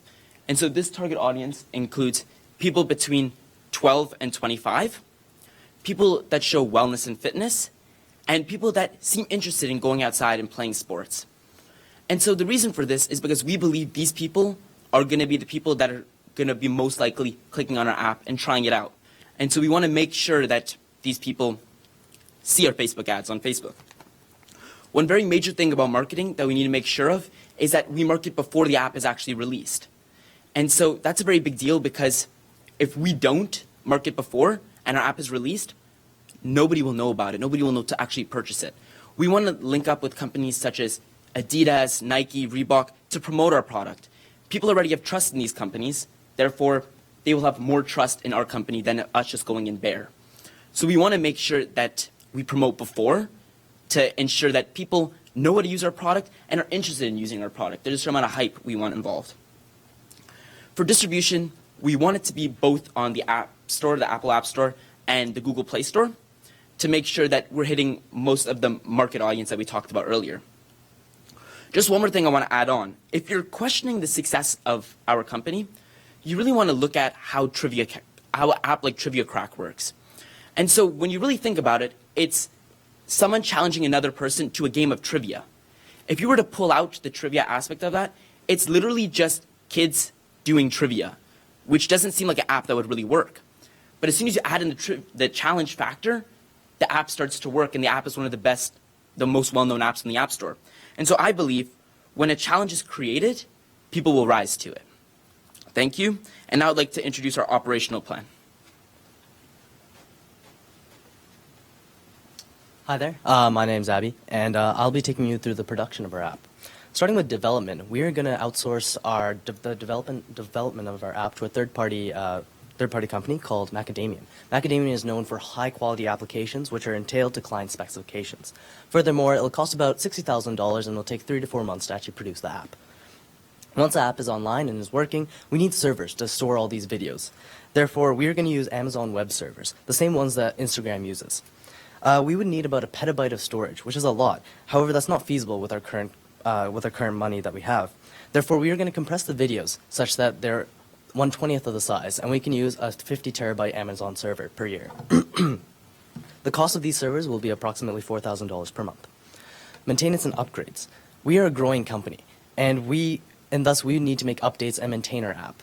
Macadamian will charge us $500 per year to maintain the app, and in terms of upgrades, it'll take about $100 per day of work that Macadamian puts in. Outsourcing allows us to update to newer technology, such that if servers ever change, we can always move to them, and perhaps even our developers, we can always change them. And now I'll hand it over to Ms. Lee. Good evening. My name is Hui Li, and I will be talking briefly about legal issues. So, in our privacy policy, we will be mentioning about what information we will collect from users and how we are going to use the information. And when users sign up for an automated account, we won't require their real names as their usernames. And also, entry of other personal information, for example, age, gender, and location, will be optional. When users log into their Facebook accounts from Automatum, the app will automatically access their friends list in order to send challenge requests to their friends. And users will have the options to choose which information they allow the app to access and to sync to their Automatum accounts. By doing this, we hope to make users feel safe using our app. And patent. Since unimplemented ideas cannot be protected by patent, and Automatum has not been created yet, we have not decided whether or not we will apply for a patent. But later on in the future, when we have an ideal amount of funds and that there is an patentable feature in Automatum, we may consider applying for a patent. And trademark. We would like to register the logo of Automatum as our trademark, since we have created it originally. In the future, if there is, by any reason that we decided not to register our trademark, we can still publish our ownership over the logo under common law by using it for a certain amount of time. In credit policy. Since in-app purchases is available in Automatum for additional features, a credit policy is required. And in our circumstances, since we will be publishing our app on either Apple App Store or Google Play Store, customer transaction will be through either Apple or Google's policies. And through that, 30% of the in-app purchases done by the customers will go to either Apple or Google. And next, I will be passing on to Mr. Kawali to talk about finances.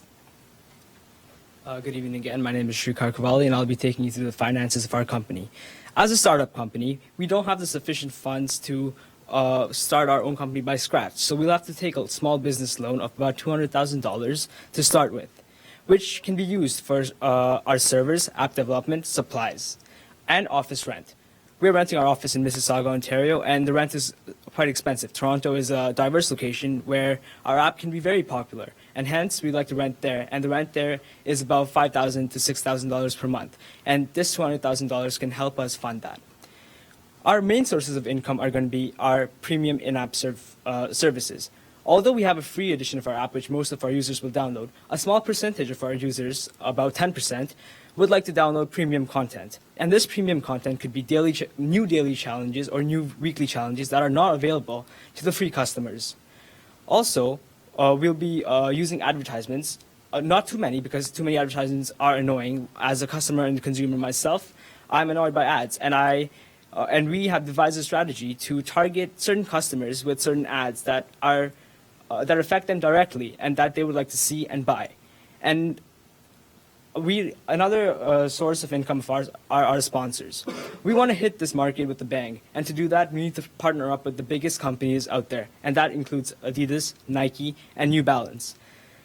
We strive, and we're going to strive to partner up with them, but as of now, we have contacted local companies in Thunder Bay, which is actually a small international company, as you can see up there, Gear Up for Outdoors Limited, and we contacted their president, and he seemed very impressed with our idea, and he would like to invest in it and possibly look more, and the talks have been going very smoothly with him. So we'd like to pitch the same idea to Adidas, Nike, and New Balance in hopes of finding one of the larger companies to fund us and sponsor us, because it's a mutually beneficial thing. If we get more customers, they get more customers, they advertise, we get more revenue. And that is another one of our sources of income. Also, we have an inbuilt time feature in our app. And this time feature runs every single time a new challenge is started. For users to extend their time period, we'd be asking them to pay 15 cents per day for extending their challenge. And this not only motivates the users to go outside every day so that they don't have to pay the 15 cents, it's also an innovative strategy for us to gain revenue, just in case someone ends up being lazy. As a startup company, we want to be realistic with our financial predictions. We don't want to go for astronomical sums that are not achievable. We know that as a small business, we're going to incur losses in our first quarter and our first year. And we realize that this is something we have to take and we have to get out of. So we have devised a strategy to pay off our loans within the 2-year period and get a profit in the third year. Currently, we have a cash inflow of $500,000 at the end of the third fiscal year and a profit of about $172,000. And as investors like yourself, we would like to guarantee you and show you that this financial model is reliable and secure, and you won't be losing your money where you put it. And in fact, you'd be gaining and yielding better dividends. So that's our financial strategy, and those are our sales and project cash flow analysis. And as you can see there, it takes a dip, and that's where we pay off our loans so that we don't have to worry about them later on. And the large spike at the end is when our third year profits go higher because of our increased global impact and our customer user base increase. And that's our finances, and I'd like to give it over to Daisy. Good evening again, ladies and gentlemen. As you see from our business presentation, we can see that our app is very easily integratable into people's lives and very easily usable, mainly because it's a social networking app and it's also a gaming app, which a lot of our youth are using today anyways. And so we believe that this is going to be a very popular product and very profitable, especially if we get a lot of investments. And so if you are looking to invest in our product, we've already seen that our product is very practical, as Shrikar has said, with our letter of recommendation from the president of Gear Up for Outdoors. But we also got a quote from a fitness professional who is the founder of TW Fitness, and she has stated that this is a very practical application and very useful in the fitness world. And now, I would just like to say that Ultimatum wants to essentially inspire Canadians to go outside and be active. And we want to instill values like living well is equal to moving outside. And we want to instill these values beginning from our target audience of 12 to 25-year-olds so that they can grow up and continue to be active, healthy Canadians. And so when our product does come out into the market, we hope that you will use it to dare to challenge. We will use it to dare to play, and you will use it to dare to live. Thank you.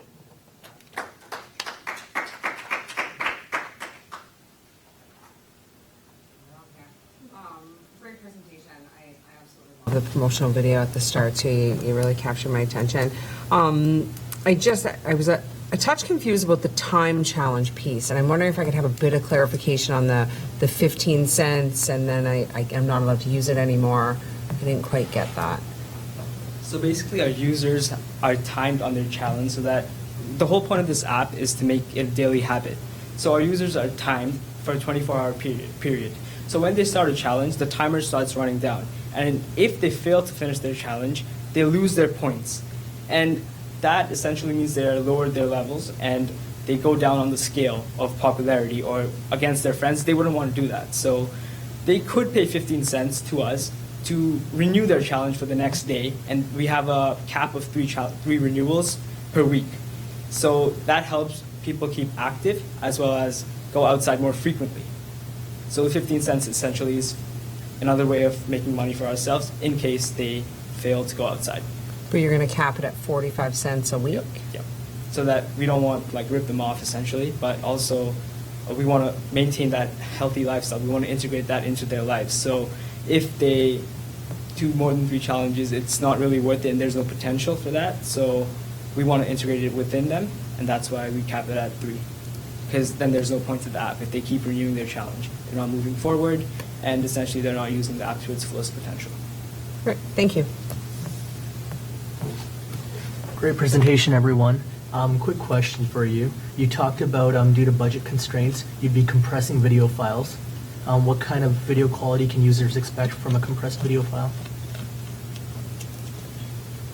Compressed video files are, in fact, very handy, and many people use it to. The quality doesn't really get affected. We can still shoot in HD and 720p, which is the current standard of shooting the videos. The latest phones that have come out are now shooting more, but standard smartphones that have been here for the past 2-3 years have been going at 720p to 1080p, and having them compressed in a zip file will only help us and not reduce the video quality whatsoever. Great, thank you. Just to add on to that, Instagram uses a very similar type of a compression system, and what they actually do is the videos are compressed, and once they are viewed by the viewer, there's a software which actually pulls them out of the server and re-expands it to the 180p size so that they can view them properly. Wonderful, thank you. As a follow-up to that, what we were just talking about, your app seems to rely heavily on video-based challenges. How do you compete with products out there like Twitter, Instagram, Vine, and YouTube? So I feel like we compete with them in the sense that we take what they're doing, we took aspects of it, like when I go on Twitter or when I go on Vine and I see cool things and I'm like, well, that's really interesting. I wish there was more of that on this specific app. But then it's flustered with a lot of other Facebook messages, Twitter, like tweets. It doesn't exactly emphasize on physical challenges.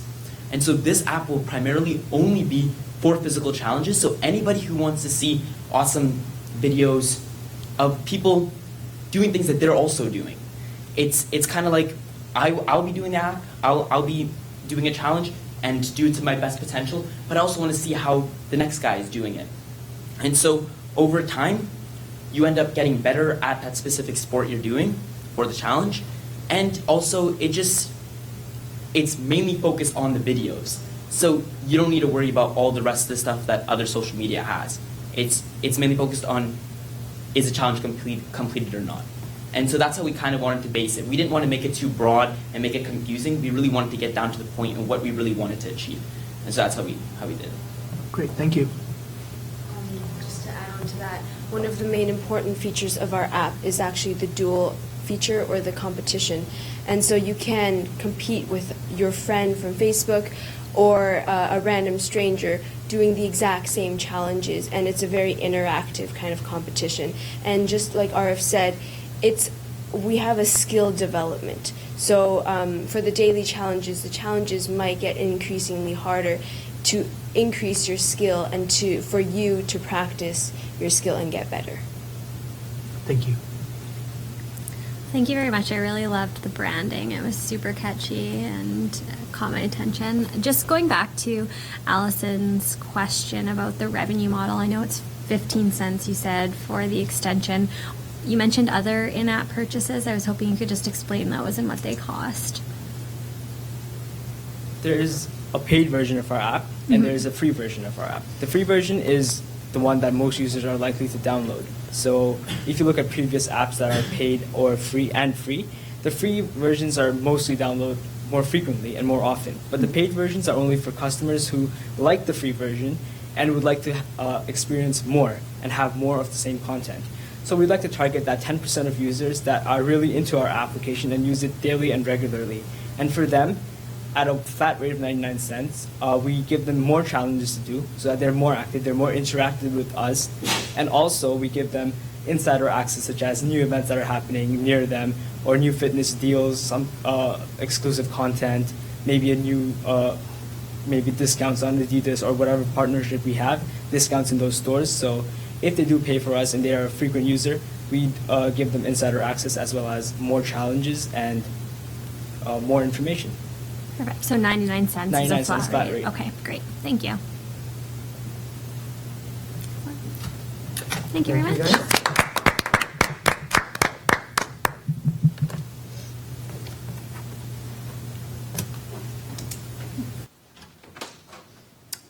Okay, so that concludes our presentations for the evening. Thank you very much, and thank you, Roy, for great job.